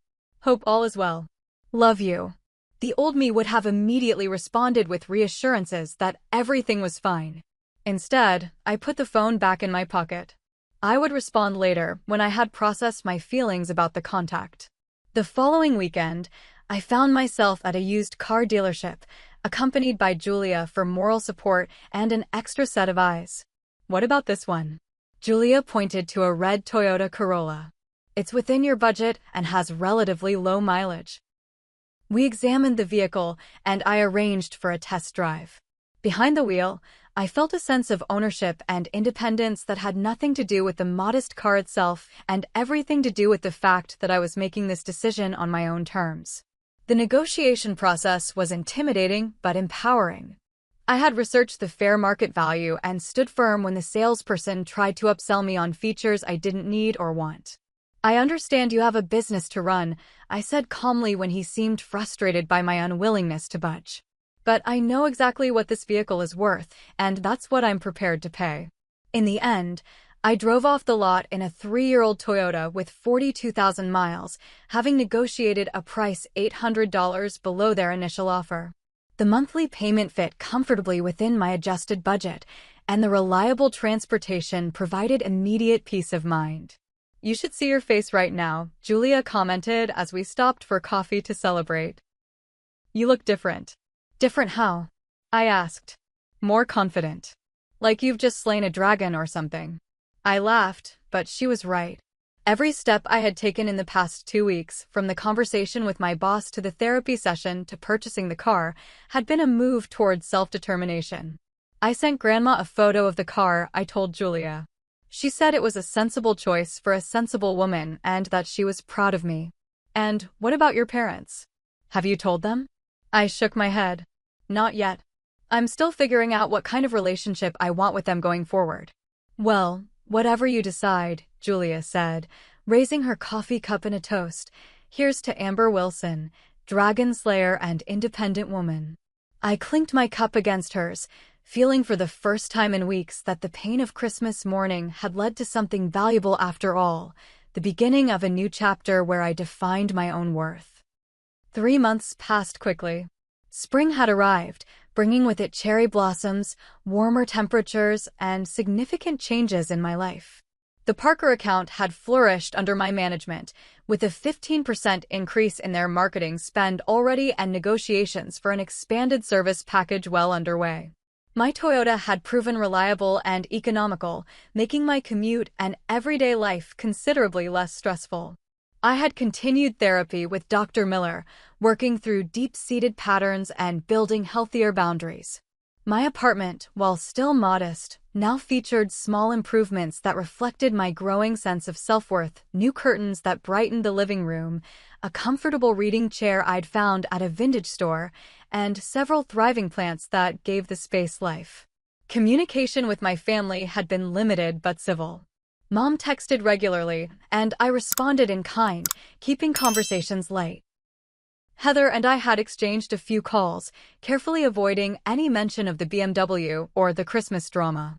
Dad remained distant, though he had sent a brief email in February asking about my car situation. I had replied with basic information about the Toyota but received no response. Then came the call from Mom in early April. "Your father's birthday is next weekend," she said after our usual pleasantries. "We're having a small family dinner on Saturday. It would mean a lot if you could come." I hesitated, conflicting emotions surfacing. "Who will be there?" "Just the immediate family, plus Grandma and Grandpa," she replied. "Amber, I know things have been strained. But it's your father's 60th. Please consider it." After discussing it with Dr. Miller in our next session, I decided to attend. "It's an opportunity to practice your new boundaries in a time-limited situation," she pointed out. "You can always leave if it becomes too much." The drive to my parents' house that Saturday was very different from my Christmas journey. Instead of a struggling Honda filled with anticipation and hope, I was in my reliable Toyota, mentally prepared for whatever the evening might bring. I had even rehearsed some responses to potential difficult questions or situations. As I pulled into the driveway, I noticed Heather's BMW parked near the garage. The sight no longer provoked the pain it once had. It was just my sister's car now, not a symbol of parental preference. Mom answered the door, enveloping me in a tentative hug. "You look wonderful," she said, stepping back to examine me. "There's something different about you." "Thanks," I replied simply. "Happy birthday, Dad," I added, turning to my father who stood a few feet behind her. His expression was difficult to read, a mixture of his usual stoicism with something that might have been regret. "Thank you for coming, Amber." The early part of the evening passed in a dance of polite conversation and careful avoidance of sensitive topics. Grandma Dorothy, bless her, provided much of the social glue, telling stories about Dad's childhood that had us all laughing despite the underlying tension. After dinner, as Mom brought out the birthday cake, Heather nudged me. "Is that a new sweater? It looks really good on you." "Thanks," I smiled. I treated myself after my promotion came through. "Promotion?" Dad looked up from the head of the table. "You didn't mention that." "It just happened last week," I explained. "I'm now the account manager for our second largest client. Comes with a nice raise and more responsibility." "That's wonderful, dear," Mom exclaimed. "We should toast to that too." As everyone raised their glasses, I caught Grandma giving me an approving nod. She had been my confidant throughout the past months, always supportive but never intrusive. After cake and coffee, I found myself alone in the kitchen with Dad as I helped clean up. "Your mother tells me you bought a Toyota," he said, breaking the awkward silence between us. "Yes. It's been great, reliable, good gas mileage." He nodded, running water into the sink. "Sensible choice." I waited, sensing he had more to say. "Amber," he finally continued, his eyes fixed on the dishes he was rinsing, "your mother and I have been talking about Christmas." "Dad, we don't have to." "No, let me finish," he interrupted. "We didn't handle things well. We didn't see how our actions would affect you." The admission surprised me. "Thank you for saying that." He turned off the water and faced me directly. "I'm not good at this, acknowledging mistakes. But I am sorry." "I appreciate that," I said carefully. "I reacted strongly too." "You had reason to," he conceded. "My mother, your grandmother, helped me see that." She reminded me of some things from my own childhood that I'd forgotten. I thought of what Grandma had told me about Dad feeling overlooked by his parents. She mentioned something about that to me too. Dad looked surprised. "She did?" I nodded. "She's very wise." "That she is," he agreed. "Look, I can't promise we'll always get everything right. But I want you to know that your mother and I are proud of you. Sometimes we take your strength and independence for granted." The words I had longed to hear for so long now washed over me with less impact than I would have expected. They were welcome, certainly, but my sense of self no longer hinged on his approval. "Thank you," I said sincerely. "That means a lot." As we rejoined the others in the living room, I noticed Heather watching me with an uncertain expression. When Dad became engaged in conversation with Grandpa, she moved to sit beside me on the couch. "Can we talk?" she asked quietly. "Maybe outside?" We slipped out to the back porch, the spring evening mild and fragrant with blooming flowers. "I wanted to apologize," Heather began. "I was oblivious at Christmas. I got so caught up in my excitement that I didn't think about your situation at all." "It's okay," I assured her. "It wasn't your fault." "Still," she insisted, "I should have been more aware." "And after you left, Grandma really let Mom and Dad have it. She made them see how unfair the whole thing was." I smiled, imagining Grandma Dorothy taking my parents to task. "She's been a great support." "I've been thinking a lot about how different our experiences growing up were," Heather continued. "From my perspective, I was always trying to measure up to you, the smart, responsible one who always did everything right." This perspective shift caught me off guard. "Really? I always thought you were the favorite." Heather shook her head. "The favorite? No way. Dad was always talking about how I should be more like you.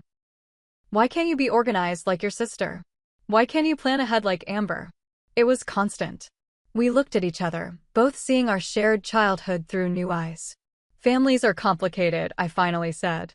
"Tell me about it," Heather agreed. "So, are we okay?" "We're okay," I confirmed, giving her a hug. "Just maybe don't talk about your car's heated seats in front of me," I added with a laugh. "Deal," she promised. "And maybe someday you can teach me how to budget like you do." The real world is coming for me after graduation, and I'm pretty sure Mom and Dad won't be buying me a condo. Back inside, I found Grandma Dorothy watching me from her armchair. I sat on the ottoman beside her. "You seem at peace," she observed. "I'm glad to see it." "I am," I agreed. "Things aren't perfect, but they're better. And more importantly, I'm better." "That's the real victory," she said, patting my hand. "Not whether they change, but how you grow." As the evening wound down, I prepared to leave, exchanging hugs with everyone, even a somewhat awkward one with Dad. "Don't be a stranger," Mom urged. "Maybe we could have lunch sometime next week?" "I'd like that," I replied, and meant it. Driving home in my Toyota, I reflected on the journey of the past few months. The Christmas morning that had seemed so devastating had ultimately been the catalyst for profound change in my life. The pain had forced me to examine patterns I might otherwise have continued to accept indefinitely. True independence, I had learned, wasn't just financial, though that mattered too. It was the ability to define my own worth, to set boundaries that protected my well-being, and to recognize that while family love was important, it didn't have to be perfect to be valuable. My new car wasn't a luxury vehicle with all the latest features. It didn't turn heads or impress strangers. But it was mine, chosen and purchased through my own efforts. It represented a new chapter where my decisions, my achievements, and my happiness were determined by my own standards, not anyone else's. Sometimes, it turns out, getting nothing can lead to gaining everything that truly matters. Have you ever experienced a situation where apparent disappointment led to unexpected growth? I'd love to hear your stories in the comments below. And if this journey resonated with you, please like this video and subscribe to hear more authentic stories about family, independence, and personal growth. Thank you for sharing this path with me, and remember, your worth is defined by you, not by the gifts you receive or even the opinions of those you love. Take care of yourselves, and I'll see you in the next video.